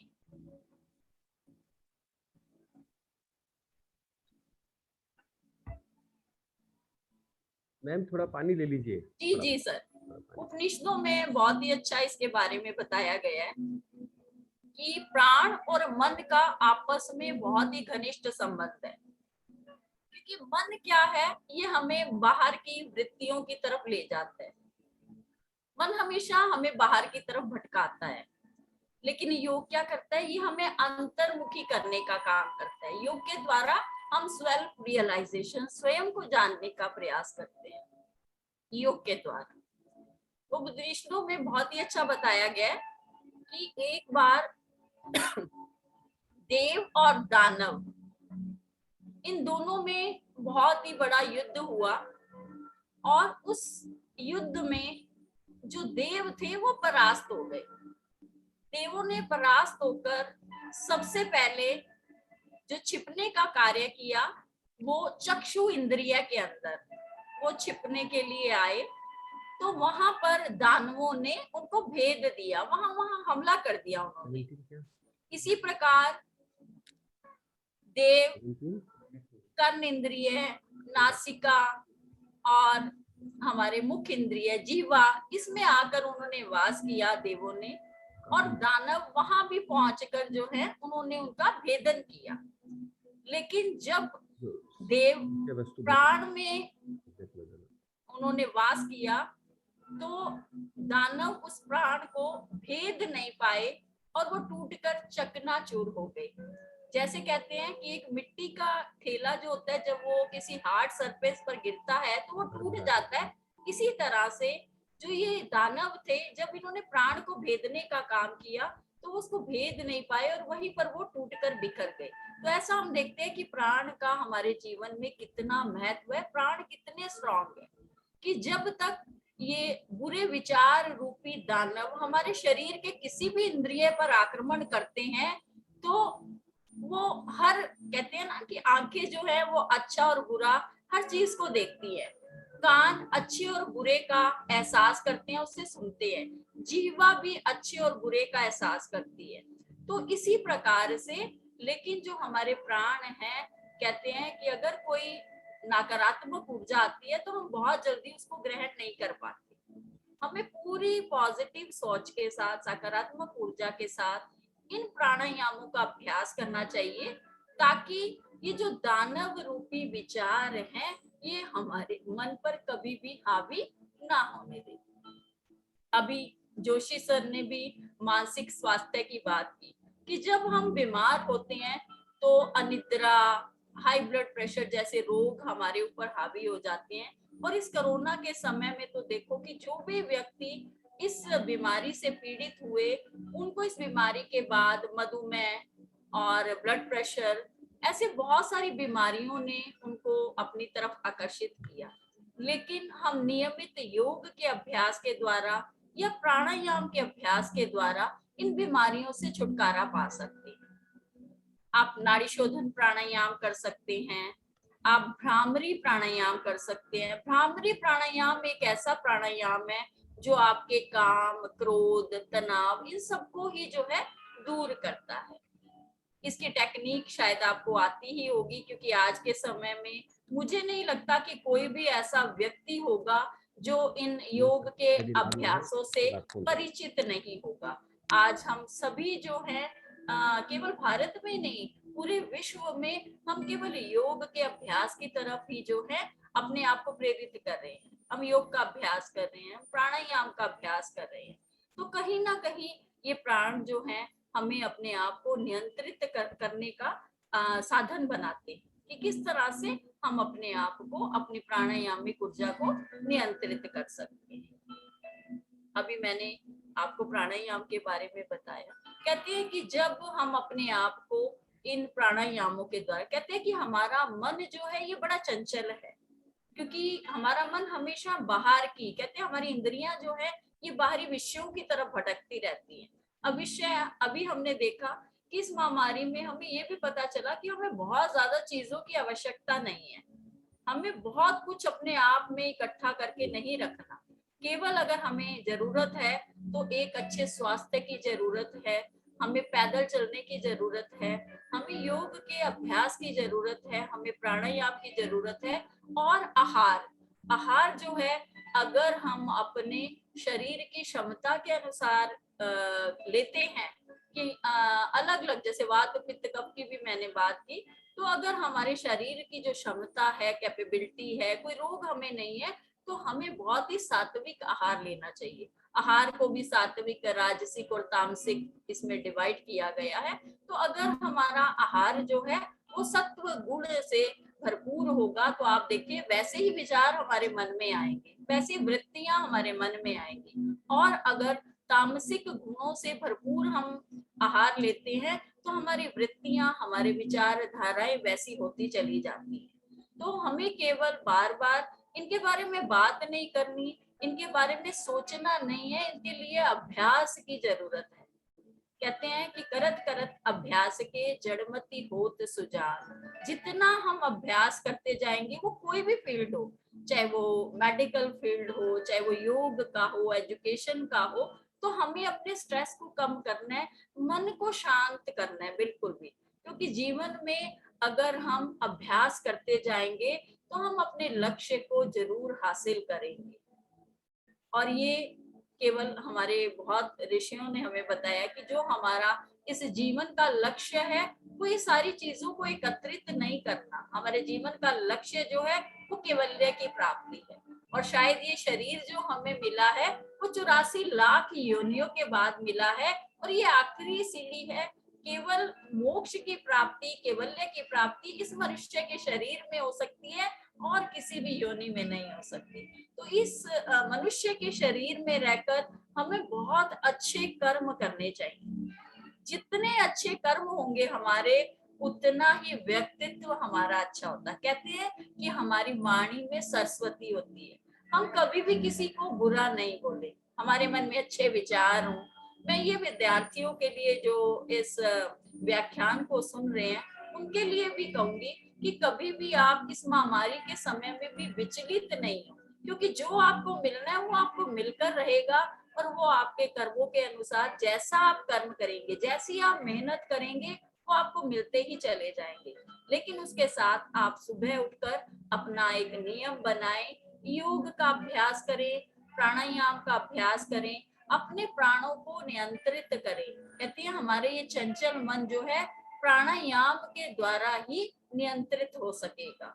चंचल मन को प्राण के आयाम के द्वारा ही हम कंट्रोल कर सकते हैं।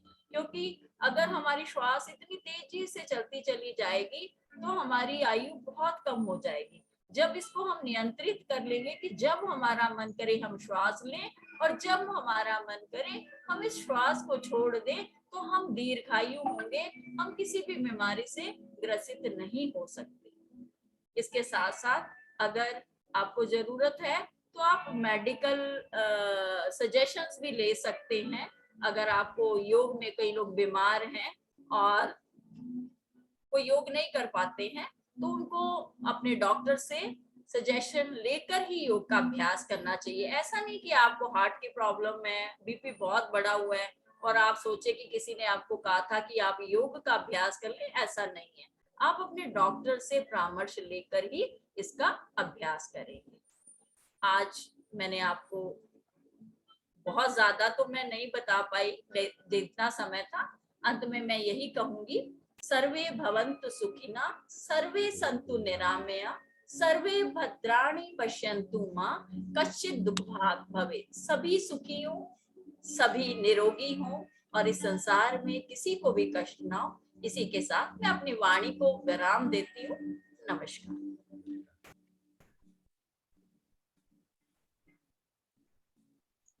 बहुत बहुत धन्यवाद, बहुत बहुत आभार डॉक्टर रजनी पाली जी का। मुझे लगता है योग और प्राणायाम जैसे एक तरफ हमें रोगों से लड़ने में हमें सक्षम करता है, ये हमें हमारे लिए आध्यात्म का भी रास्ता खोलता है।